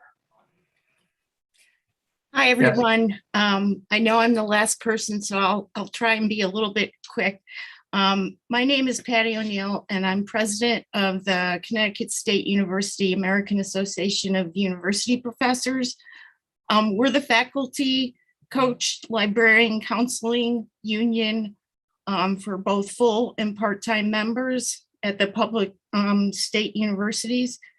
I'm testifying here today in favor of HB 5030, which Seth, AKA Patty Burke, just spoke to, which would make adjustments to unemployment rules to allow adjunct faculty to more easily access unemployment benefits.